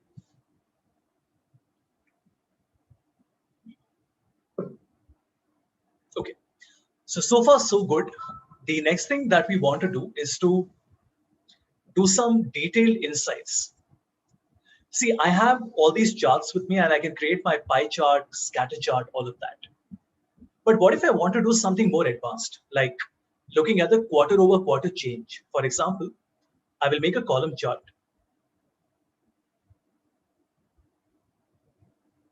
We will keep the order date in it, and we will also keep the sales value in it, right? And we want to see the quarters. We don't want to see the year. So I can click on the expand button, and now it will show me all the 16 quarters, 4 quarters for 4 years. Let's also put a border and a shadow. And let me also select the data label so we can see the change that is happening. We can see that from 74,000, it became 87,000. From 87, it became 144. 144 to 180, then it dropped to 69. Now, this is great, but the question is, how do you know what is the change that has happened? That means from 74,000 to 87,000, there has been an increase, right, of 12,000. But what is that exact difference? What is that exact delta that has happened? To do that, we will first have to create a date table. Now, why do we need to create a date table? Because we are doing a date calculation. If you Google it, if you say date table in Power BI, you will see that there are many articles and videos explaining you why and how you create a date table. Why do you need to create a date table? Because we are doing a date calculation, right? So I'll also write it here.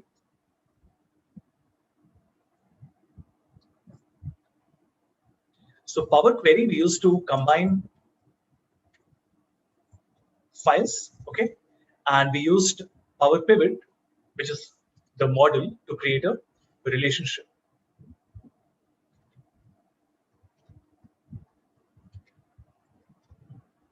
Right? Okay. Now we are creating a date table, which is a must for date calculations. Right? Like this. As you can see, it is not something that I am telling you to do. You have to create a date table. There's no choice. How do you make one? We go back to Power BI. We click on the data view, right? And we can see that there are 2 tables that we already have. We have the dimension table, that is the ID, and we also have the sales table. But what we would like to do here is to create another table. So we click on new table. And this, everyone, is the first example on tax, where we're using data analysis expressions. This is not Excel formulas. This is not M like Power Query. It is not VBA. It is a completely different language.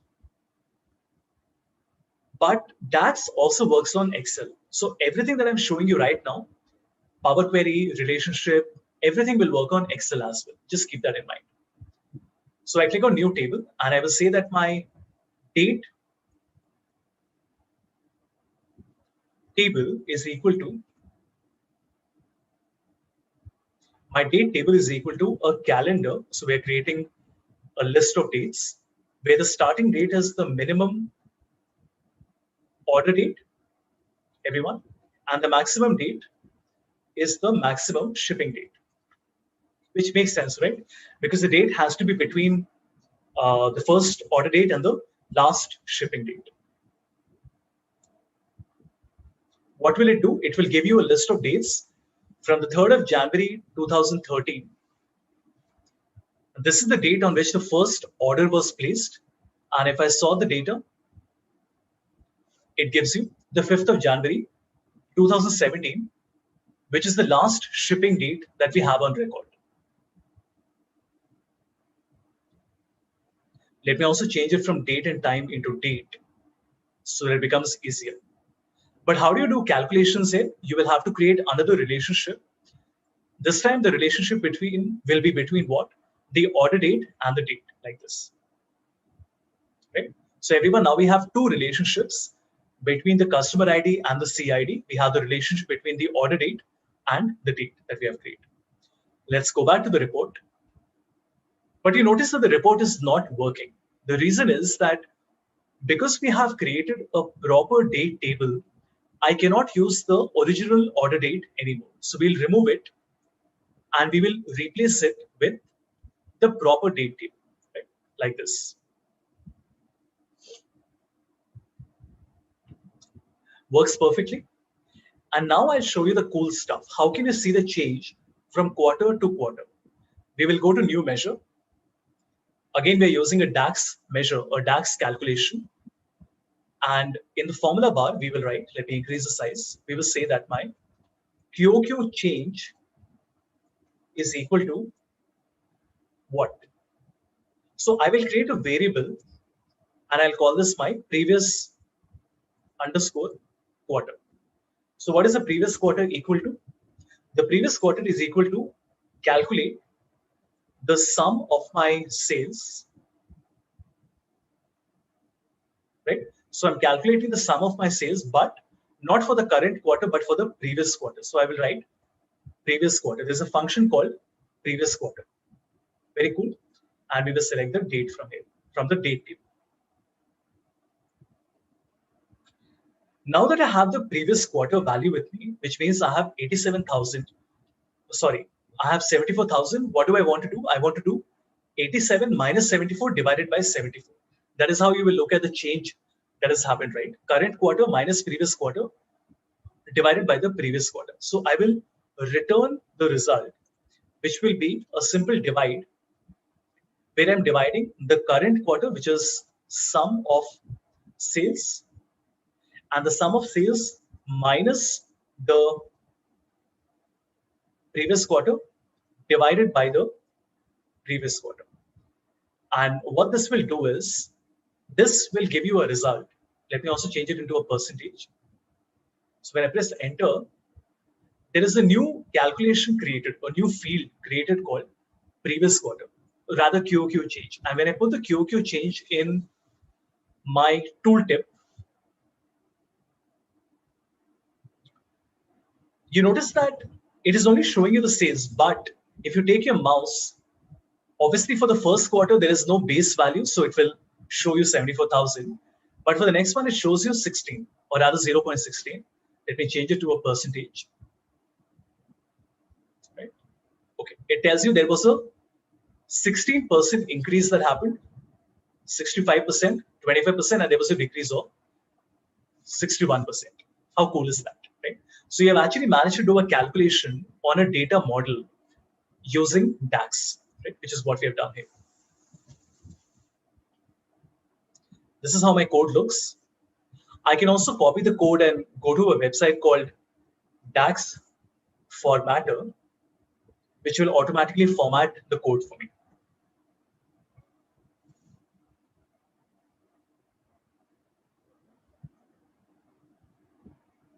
Right, like this. So it looks much cleaner now. There are these are not rules that have to be followed, but there are certain conventions. You know, there are certain practices that we follow. That there should be a space before and after the parentheses. There should be a space after the comma, and then you should use tabs whenever you're writing a new line, right? Like this. Okay. Let's see what else I can show you on Power BI. So in addition to the inbuilt visualizations you have, so you have all these visuals with you. Sorry. In addition to all these visuals that you have, you can also connect to R and Python. As you can see, R and Python. And you can also go to more visuals from where you can download more than 200 visualizations that are available. So when I click on more visuals, there is a marketplace that is available.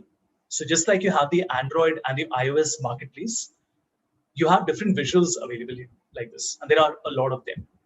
So I will select something called a donut. And you can see here that we have the advanced donut visual. I will click on add. It will only take about 5 seconds. And once the visual gets added, I can add up to 3 levels in it.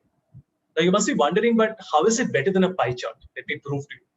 So I will keep my segment and my sales value.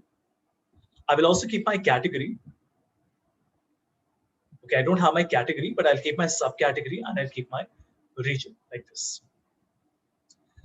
So what it does is that it creates a dynamic donut chart, which means that if I click on West, it will show me the 3 segments within West. And if I click on, let's say, Home Office, it will show me the subcategories within Home Office, right? Like this. Very cool, right? This is only one example. Like this, there are many, many other examples that are available. And because you can connect Power BI to R and Python both, this is really infinite. I mean, the number of things that you can do with it, right? In fact, let me try and see if I can show you one example on that as well. You'll have to give me a moment to find where it is. And I'm surprised that it's not here. So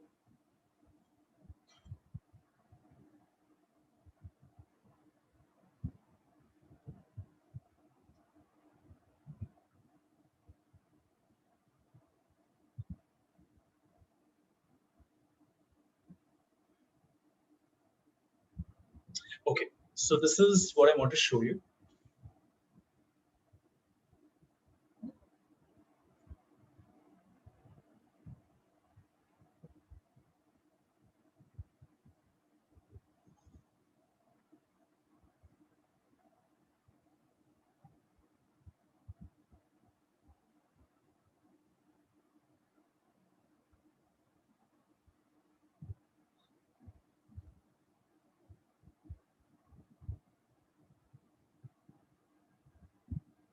Okay, so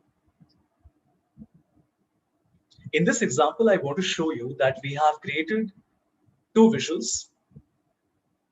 We have the first one, which is a simple column chart, and we have a pie chart. So the visual is nothing fantastic or different, but this is an illustration to show you that we can use, as you can see, let me increase the, how do I do that? Okay, never mind. So you can see that I'm using Matplotlib, which is one of the most popular visualization libraries available in Python. And I'm essentially creating a plot using my sales region and putting a red color. For example, if I change this red to blue and I run it, you see that I'm essentially using a Python code and a Python library to present a visualization like this. And if I click on the edit script button, this will open it in an external IDE. So I'm working on Visual Studio Code. So you can see that basically this is how I'm connecting Python to Power BI, right? Like this. For a lot of you, this might be quite complicated, but that's okay. I mean, not all of us will need to work on it, but I hope you understand the basic idea that these are the libraries that we are importing, right? This is my the wrapper, which is allowing me to connect Python to Power BI. And once we've done that, we have essentially written the code like this, right? Okay.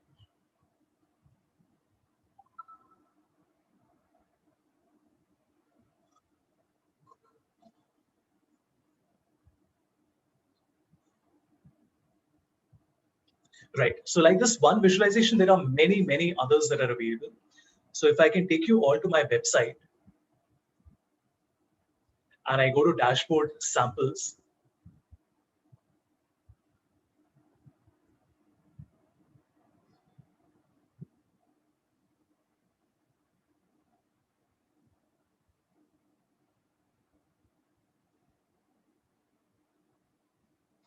you can see that we have a beautiful Power BI dashboard that I've created where there are charts on top of another chart. I can also make it dynamic. So basically you can interact with it right now. So you can just go to my website and have a look at all of this. Right? And there are different types of dashboards that I've created. Right? Like this is a marketing analytics problem where you're trying to find the customer clusters. Right? Like this. Very cool, right? Okay. So of course, I can't even attempt to show you everything because there is just so much in Power BI, and it's a beautiful tool. And since it's a fairly long learning journey, you have to make sure to start learning it very early, right? Because it is going to become a must tool going forward. There is, in case you are interested, there are certifications available for both of them. So for Excel, there is you basically clear your Excel master. So you have to create different levels of examination. So first you give your basic Excel, then you become an Excel expert, then you become an Excel master. And then for Power BI, there is only one certification, which is DA100, which is Power BI, a Data Analyst Associate. You have to pay money. So I think Excel is about 3,000, Power BI is about 5,600. And these are very tough examinations. But then, of course, I have preparatory courses. So I have online courses in which I teach you how to learn Excel and how to learn Power BI. I'll share all the details later. Right? But the point is that from wherever you're learning, whether it's from me or from YouTube or from a book, you have to learn these tools. No matter where you will end up working, you have to work with both Excel and Power BI. Right? Okay, so let's close this.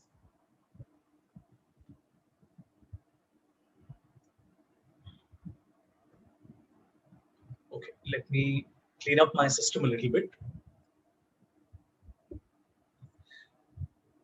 So what we have done up till now is we have seen formulas and functions, we have seen Visual Basic, we have seen Power Query, we have seen Power Pivot.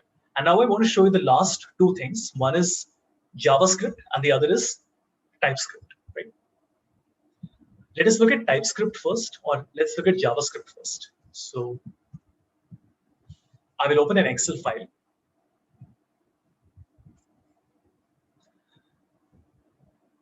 There are add-ins that are available on Excel. Add-ins is essentially additional features and functionality that has been created.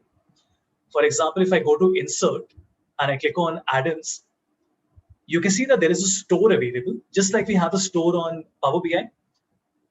Here also you have a store available. And what do you have on the store? You have many, many different things. There are about 500 of these add-ins available. In fact, I also have two add-ins available here. So if you type my name, I have a swap case and I have a stopwatch. Let me show you how it works. So the stopwatch essentially is a stopwatch like this, right? So what it does is, this is a window that is appearing on your Excel sheet. And let's say you're working on a project, right? And you want to time yourself. You want to see how long it took you. Now, one option is to open the stopwatch on your mobile, or you can open the stopwatch, on your system. But that means that you need to have, you need to see your phone, or you need to open another application, correct? What we're doing here is we are essentially creating a window inside Excel, and I can just click on play, and it starts to play, and I can continue doing my work, and I can pause it or restart it whenever I want. So it's a nifty tool. It's not like a very crazy advanced tool. It's a very nifty tool that we have. The question is, how has this been created, right? Like, is it Excel formulas, Power Query, Power Pivot? Obviously not. What you see, everybody, is a web page, right? This is like a web page in the sense that when I open Google, you can see that this is a web page, which means that there is some script that is running at the backend. So if I right click on Google search and I click on inspect, I can see this entire code behind it, right? So I can see this part which is saying Google search. And very smartly, if I go to Google search and I say that I want to change this label into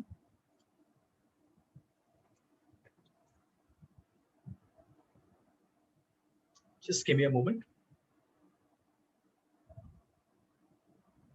The value. Okay. So I'm changing the value to Bhavesh search. You notice that I'm literally changing the web page because the web page is nothing. It's just a HTML code, right? Which has some CSS for styling and some JavaScript for automation and some dynamic elements. That is exactly what we are doing with this window as well. So if I right click and I click on inspect, you will notice that this is the code that is behind this.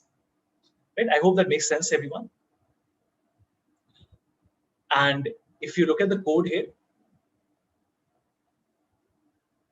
right? Let me just go full screen so you can see it better.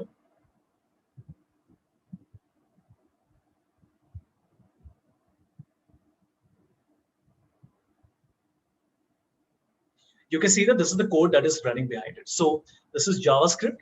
And if you look here, this is my library that I'm using called the Office UI Fabric, right? And what else can I show you here? So this is a link to my website, right? Like this. So basically, this is what is running. This is what is displaying that window that I showed you. Now, like this, there are many other types of add-ins available. So if I can show you on Get Add-ins, there's a complete store available. There are many, many different types of add-ins. So let me show you the web video player. Okay, I'll click on Add and continue. I don't think I need to explain what this is. This is a video player, which means that I can go to YouTube and I can take any video. So I have a channel on YouTube where I have over 560 videos on topics ranging from Excel to PowerPoint, Power BI, Power Query, Tableau, Python, right? There are videos that are only 60 seconds. There are videos that are 2 hours long, right? So there's something for everyone that has been given here. Let me just take a video here. So let's say Introduction to Power BI. I can copy the URL, come back. I can paste it here. And I can even say that it should start at, let's say 0500, right? And I say set video. How cool is that? When I click on play, it starts to play at the 5th minute. So this is literally a web page that is being displayed inside my Excel window. Right? So I'll not get into details, but this has all been created on JavaScript. So developers like me and other people, we essentially write the code on JavaScript and we publish it to the App Store, and we're able to find all the add-ins. Like we are able to create the add-ins and publish it on the store like this. Right? Okay, and the last thing I want to show you is TypeScript. So let me also write here. So Python plus R plus custom visualizations, right? Okay, so we have Python plus R plus custom visualizations on Power BI. I can also, what else did we cover? Yeah, so on Excel, I showed you JavaScript, which is used for add-ins, and now we are going to do TypeScript. So TypeScript is a programming language that is created, that has been created and is maintained by Microsoft. So if I may show you,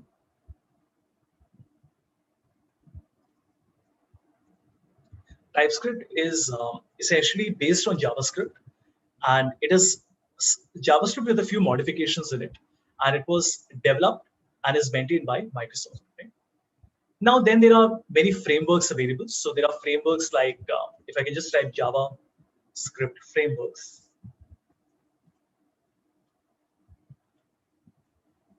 Right? You can see that there are many frameworks available. You have Vue, you have Angular, you have Next, you have Express. So these have been created by either some big organizations or by individual developers. Like Vue is created by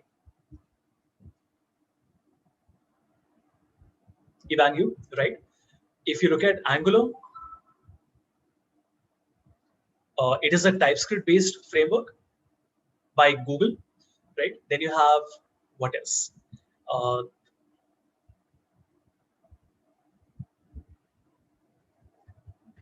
React. So React is a JavaScript framework that is created by Facebook, right? I'll not get into details of what frameworks are. If you're interested, you can Google it and find it out on your own, right? But we also have something called Office Fabric.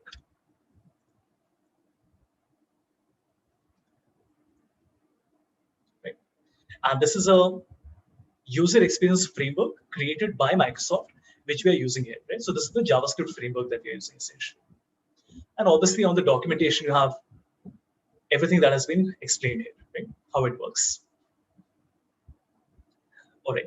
Now, why are we using TypeScript? See, TypeScript is essentially VBA for the internet because Excel Online is the future, right? Because Microsoft wants people to use more of online rather than work on Excel desktop. And of course, on the cloud, you need to have a lot of automation. There's a lot of requirement. And to be able to do that, you cannot use VBA.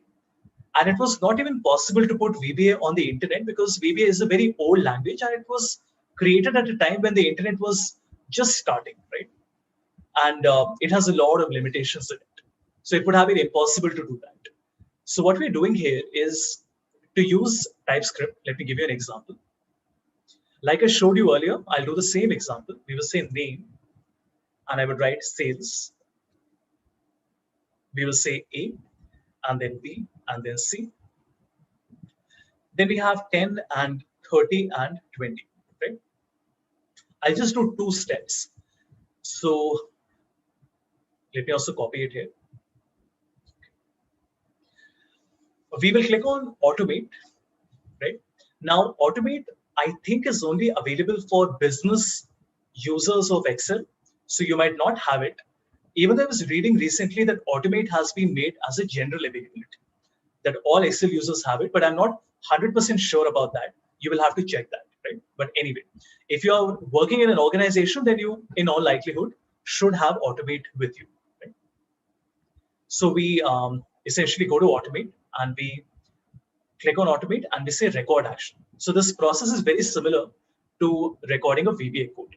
So I click on record actions. You see that the recording has started. I will select. I will make it center aligned. I will select, make it bold, and maybe just write the total, which is equal to the sum of these 3. Right? And let's make this center aligned as well. And we will also put a color here. Right? And we stop the recording. Right? First, let us check if it will work or not. Right? So I will first remove all the format.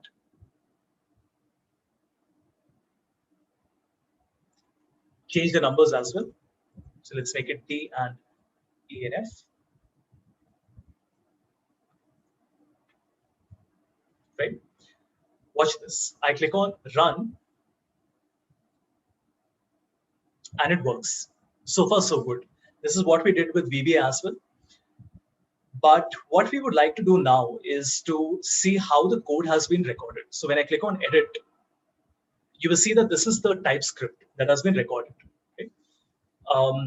Obviously, I mean, it would not be 100% clear in the first go, but if you look at the flow should make sense, right? So we are looking at an entry point. So I'm looking at Excel script workbook. So I'm basically saying that I am working on an Excel file.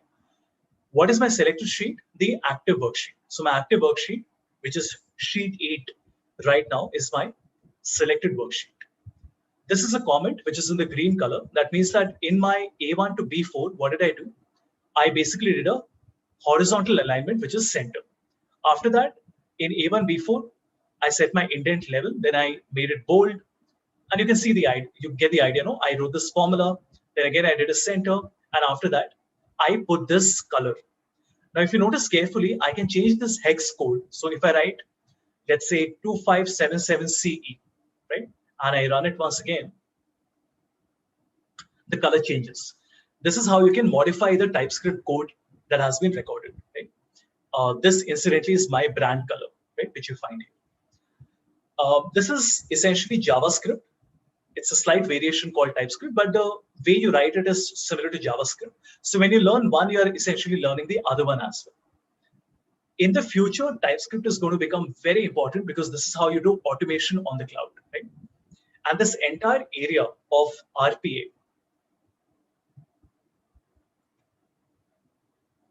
right, which I'm sure a lot of you would have heard of. So robotic process and automation is a massive area that industry is growing a lot. And there was an article that came recently which said that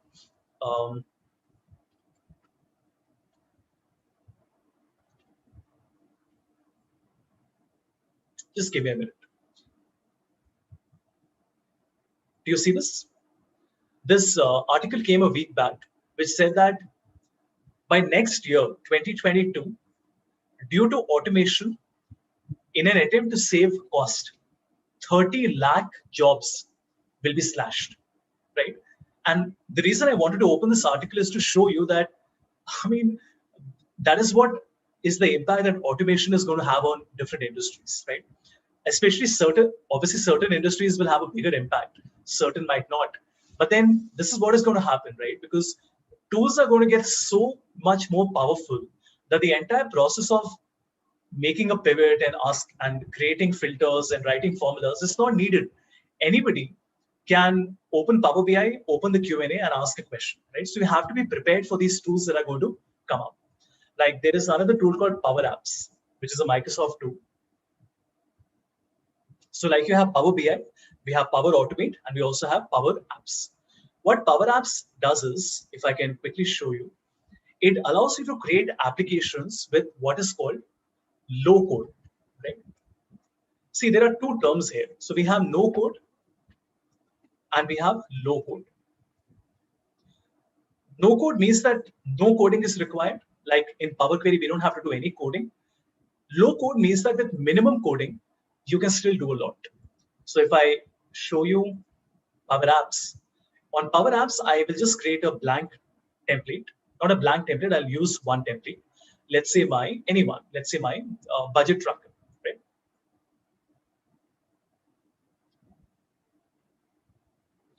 This, everybody, is an application. Like you create an application on Android or you create an application on Swift for Apple, for iOS. We can create applications. And the best part is that even if you're not a coder, you can still work on it with minimal coding, right? So if you notice carefully, everything that you see here, this is an app that I've created. Let me just close it once.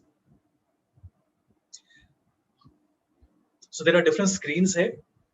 There are different elements that I've created like this.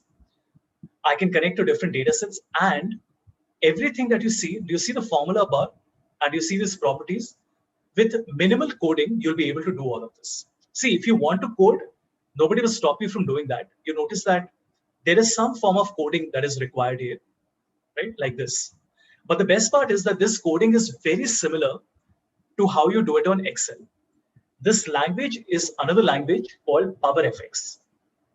So not to confuse you too much, it is called PowerFX, which is a low-code programming language. These are very new topics, so don't worry if you have never heard of them. As you can see, it was announced in 2021. It just came a few months back. But this is the future, right? Low-code programming language is based on Excel, which means that if you know Excel well, you will not have a lot of difficulty learning PowerFX, but it is also very powerful. So if you want to use it as a professional with the entire set of features, you'll be able to do that as well, right? Okay. And yeah, so this is low code. So, it's a combination of learning different things. It's not that, like I said in the beginning, you have all these things. Let me, in fact, add PowerFX as well. It's not that you have to learn everything at the same time. Choose the right balance, right? Depending on what type of jobs you want to apply for and what type of career path you want to follow. So not because I have showed you everything, it means that you have to stop doing everything else and focus on it. But then depending on what type of function you'll be working in, you have to decide what is important and what is not important. Right. All right. So if you're interested in reading more about these things, you can go to my website and on havishmconsulting.com. And on the website, you will have, like I said earlier, there are podcasts that I have with some senior business leaders from around the world. I have different courses available for all of these topics. So as of now, I have 29 courses. There are 17 courses on Excel, Google Sheets. Then there are 2 courses on PowerPoint, 3 courses on Power BI, 2 courses on Python, 4 courses on Python, 1 course on R, 1 course on 9. So basically, this is what you essentially need to be prepared with when you're applying for jobs. Not to say that all of you have to learn everything, absolutely not. Maybe if you're in finance, you don't need to learn Tableau, for example. Maybe you don't want to learn R if you don't want to get into areas which require data science, right? But then I feel that at least a little bit of knowledge of Python is super important. So the final thing that I would say is that not knowing what your background is and what type of jobs you'll be applying for, I would say that the 3 things you need to know is Excel, you have to master it. Power BI, you have to master it. And Python, you need to have a very high level overview, right? Not a very detailed overview, but a very high level overview. Right? Yeah.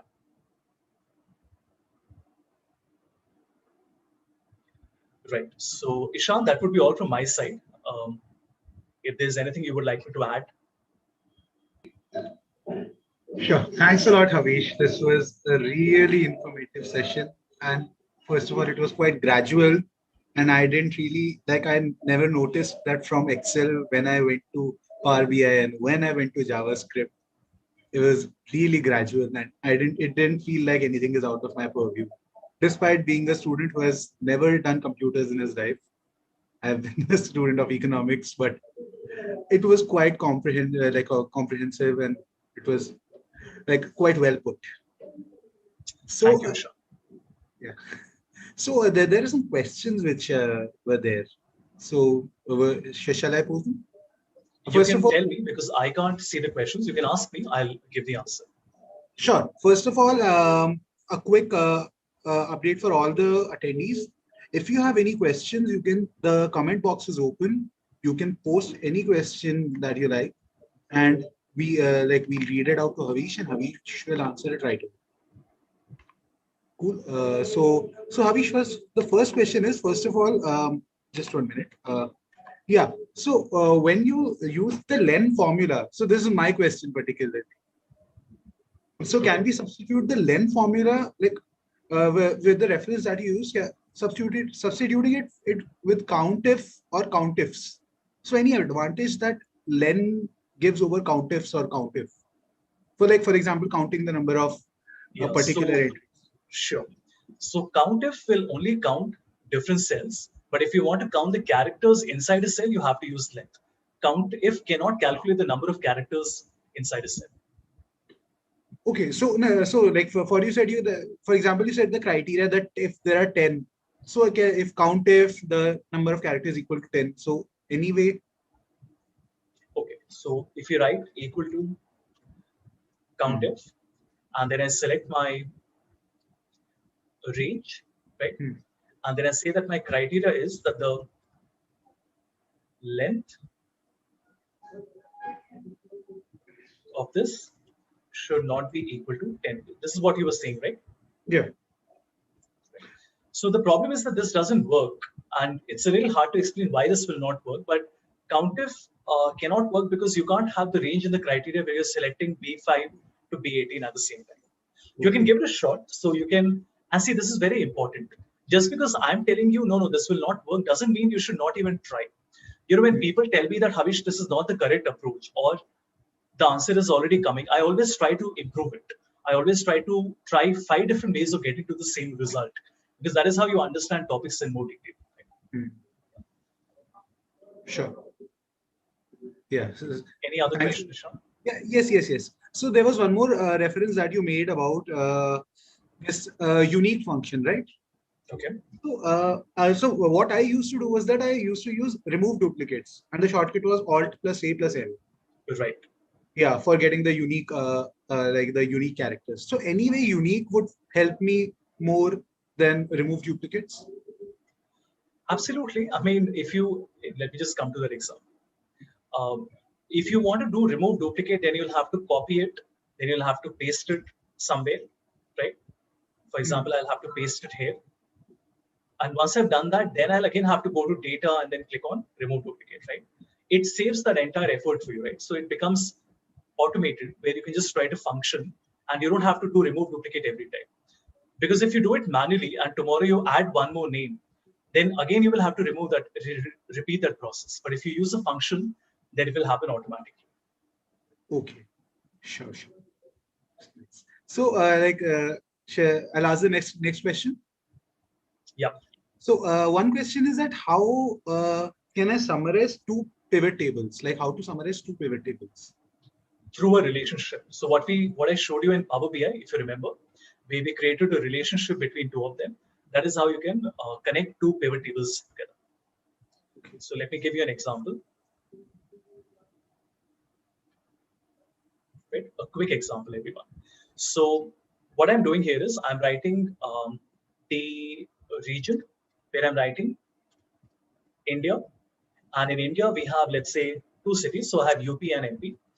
And then I'm also writing the US of A, and I'm writing, let's say, New York, and I'm writing California, right? So this is my state. Now, let's say we also have a second data set, which has the state and the sales value. And maybe these are coming a few times, like this. And I'm just putting the same number, it doesn't matter. Now, if you want to make a single pivot table, which has all the three columns, what we will have to do is select it, go to insert, and then make a table. Okay. Let's make a table and let's select the headers. And we're going to call this table as my region. And we will select the second table. We'll repeat the same process and we will call it the sales value. Right? Now, when you make a pivot table, you will have to be sure. Don't just click on insert and pivot and press OK. You have to select this option called data model. And once you select the data model, what will happen is that even though we only made one pivot, you notice that the data from both my tables are coming together on the right side. Now, this means that I can select the region from one table and I can select the sales value from another table. But there's a catch. The catch is that you will not get the correct answer. It will not work properly because there is no connection between them, between the two columns. To create a connection, we go to Power Pivot and we go to Manage. Exactly what I showed you in Power BI, where we created a line between CID and customer ID. Here as well, I can do the same thing. I can go to my diagram view and I will create a connection, which is a relationship between my state and my state. Same thing, 1:many, right? Once you have done this, you notice that without needing to make anything else, I'm able to create one single pivot where the data is coming from two different tables like this. Right? So that's what you do. Power Pivot is the same thing. You're using DAX here. As you can see, I can write DAX formulas in this. Same thing. What we're doing in Power BI, we can do it in Excel as well. Thanks a lot, Ravish. So like now there were like 2 to 3 more questions, but these are different from these are not Excel related as a formula based, but in general. Okay. So Harish, I want to ask that I have been listening many times being a management student that RStudio is an essential for a marketing toolbox or a financial toolbox. So I want to know your views on RStudio versus Excel and which tool is advantageous over the other and in what scenarios?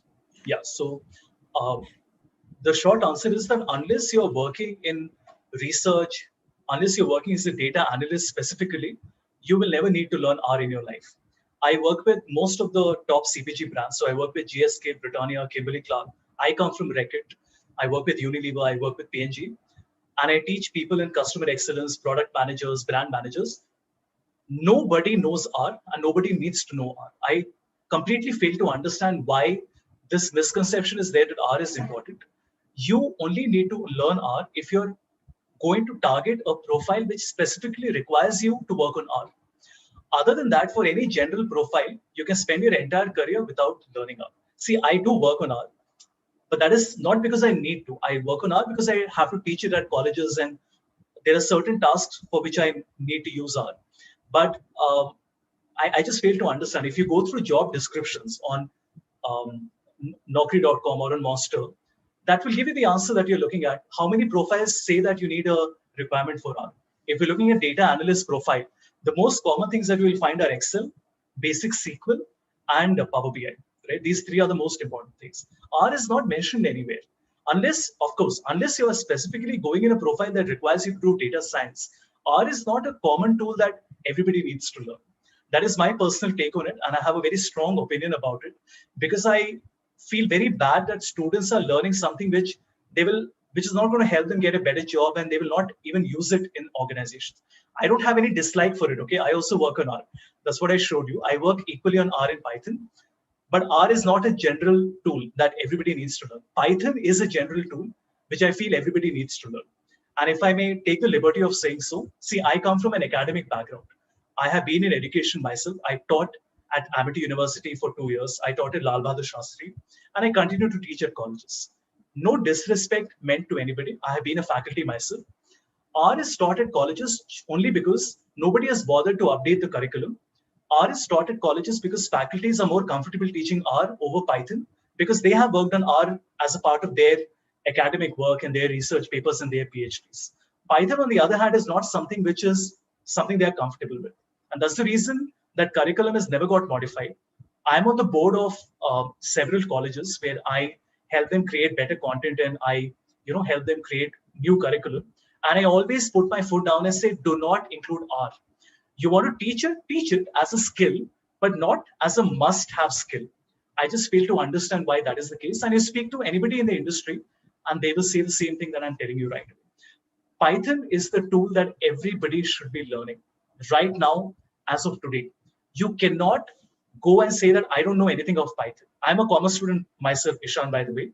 So I'm a commerce student with an MBA in marketing and finance. I have never studied IT in my life. I started learning coding in 2014 at the age of 27, because I realized that I have to be prepared for the future. I realized that I'm going to become obsolete in 5 years if I don't learn coding. And I started teaching myself VBA, which I worked on for a few years. I became a 40 under 40 in analytics in VBA. After that, I started learning Python. Then I learned R. Now I'm learning JavaScript. So, you have to learn programming. That is for sure. But R is really not the tool that you should be focusing on. That's my take on it. And that take was backed up with really substantial information. So that's really great. So, Havish, like a couple of more questions, the last questions. Yep. So first of all, I want to know, there are certain examples that you've shared on Excel, Power BI for finance and operations vertical. So could you tell us some unique and exciting examples where we could use Excel in marketing roles for marketing analytics, and how we can draw marketing insights, for example, consumer insights, digital marketing performance insights, etc.? Sure. So let me open an example for that.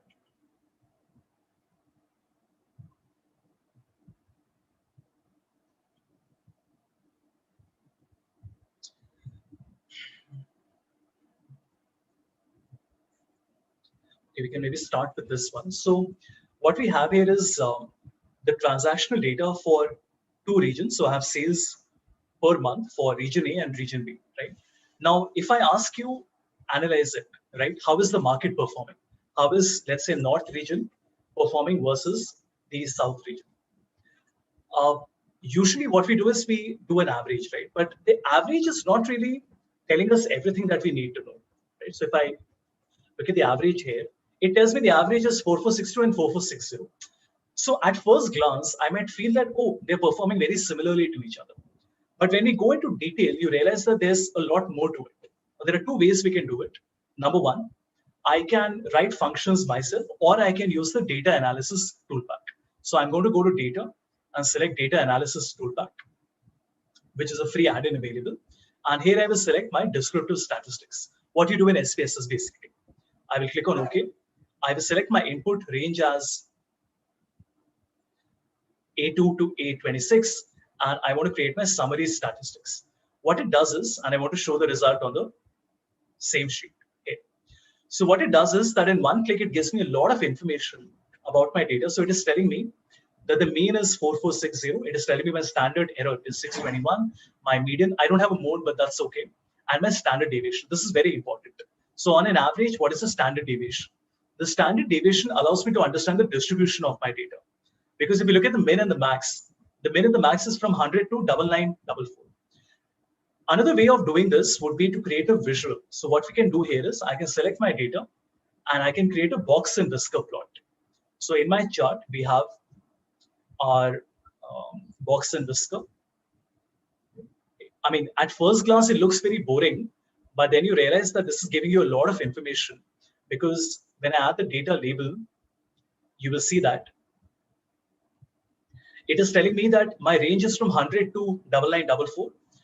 This is my Q1 and Q3. So what does it mean? It means that 25% of my transactions are between 0 and 1907. And the top 25% of my transactions are above 7844 and 99. So when we say that to enter into an IIM, you need to have, let's say, a 98 percentile. What does it mean? It means that if you're in the top 2 percentile and if 2 lakh people gave the examination, then you're in the top 2%, right? You're in the top 4,000. That's what we are saying. So my top 25 customers are 7844 to 994, like this. So when we are when we are undertaking a marketing campaign, right, we want to focus on the cream. The cream would be these customers, right, who are in that top 25%, because these are the customers who are contributing more to the business. This is the median and this is the mean. So 4276 is the median, which is the middle point, and then you have the average aspect, like this. Another thing you can do is, what should I show you? Yeah, you can look at the correlation. So like I have my sales and profit.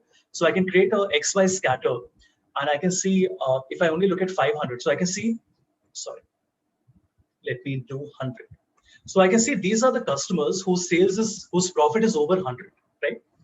On the other hand, if I say minus 400, it tells me that, just a minute. Okay, these are the customers who have a profit or a sales of at most 200. And if I make it 0, it tells me that these are only my profitable customers, right? So these scatter chart allow you to do customer clusters or do cohort analysis. But of course, Excel will have a lot of limitations. Like if you do the same thing on Power BI, if you remember the example that I showed you on my website, just a minute. This one, it's a beautiful example, something I do with, I think, nearly all my clients, which is to tell them how to identify the right customer clusters, like this. Just a minute. Look at this. So what is it doing? It is showing me 793 customers in a cluster right now. So x-axis is sales, y-axis is profit. So if I say that I only want to see profitable customers, I can say, okay, my profitable customers, which is above 0, are these, right? And then I say that, no, within my profitable customers, I just want to see cluster 1. These are customers in cluster 1, because for different customer clusters, you will have a different marketing campaign, right? A different spend will be done for them. And of course, if you want to do outlier detection and all, that is also possible, right? So if I just look at the extreme here, I can see who are the outliers in my data. So let me just deselect this. I can see that there is one outlier here, which either means that I need to delist the customer because this customer is very high on sales, high on profit, but there are very few customers like that person. So these are like my top customers. Yeah. Usually what we do in marketing analytics is use something called KNN, which is K nearest neighbors. K nearest, how should I explain it? So K nearest neighbors is one of the simplest machine learning algorithms where we say that there is a centroid. For example, if I have like this. So if I have customers in red and customers in green, it is telling me that this is the nearest point to which all these red customers are one cohort. That means they are homogeneous, and the green ones are another class because they are homogeneous like this, right? And of course, there are many other classification algorithms, but this all falls under machine learning, right? So we have SVM, which is support vector machines. We have gradient boosting.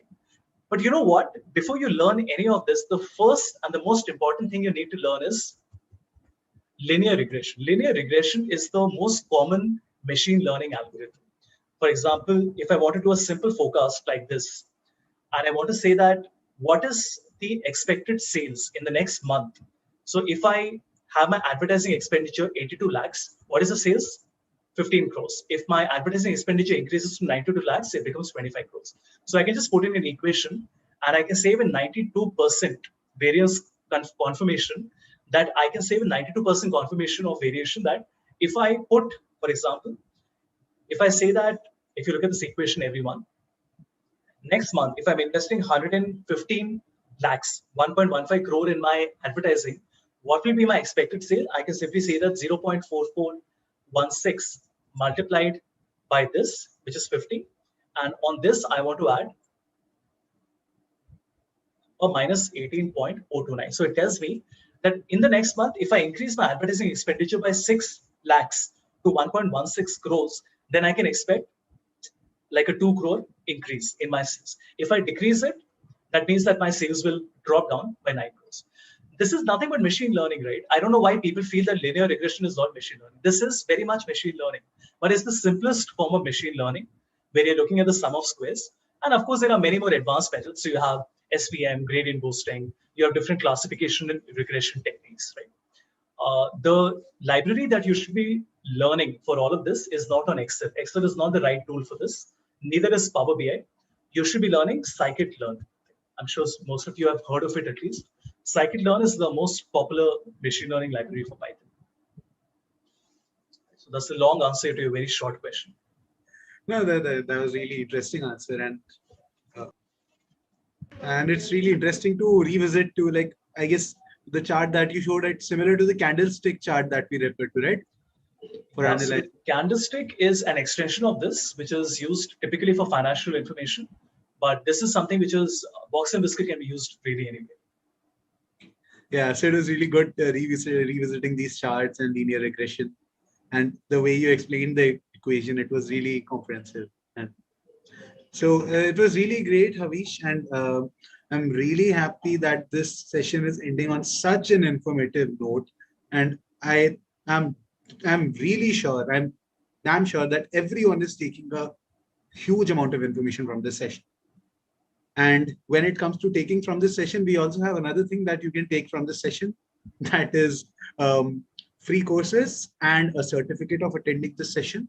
But for that, all the attendees have to register in the Google form link that is there in the description of the video of the live session. So register there, and you will get the free courses and the certificate for attending this lecture. And it was really great having you, Havish, and the Monster thanks you a lot. We are really thankful to you for organizing such a session, and we'll be looking forward to having you more.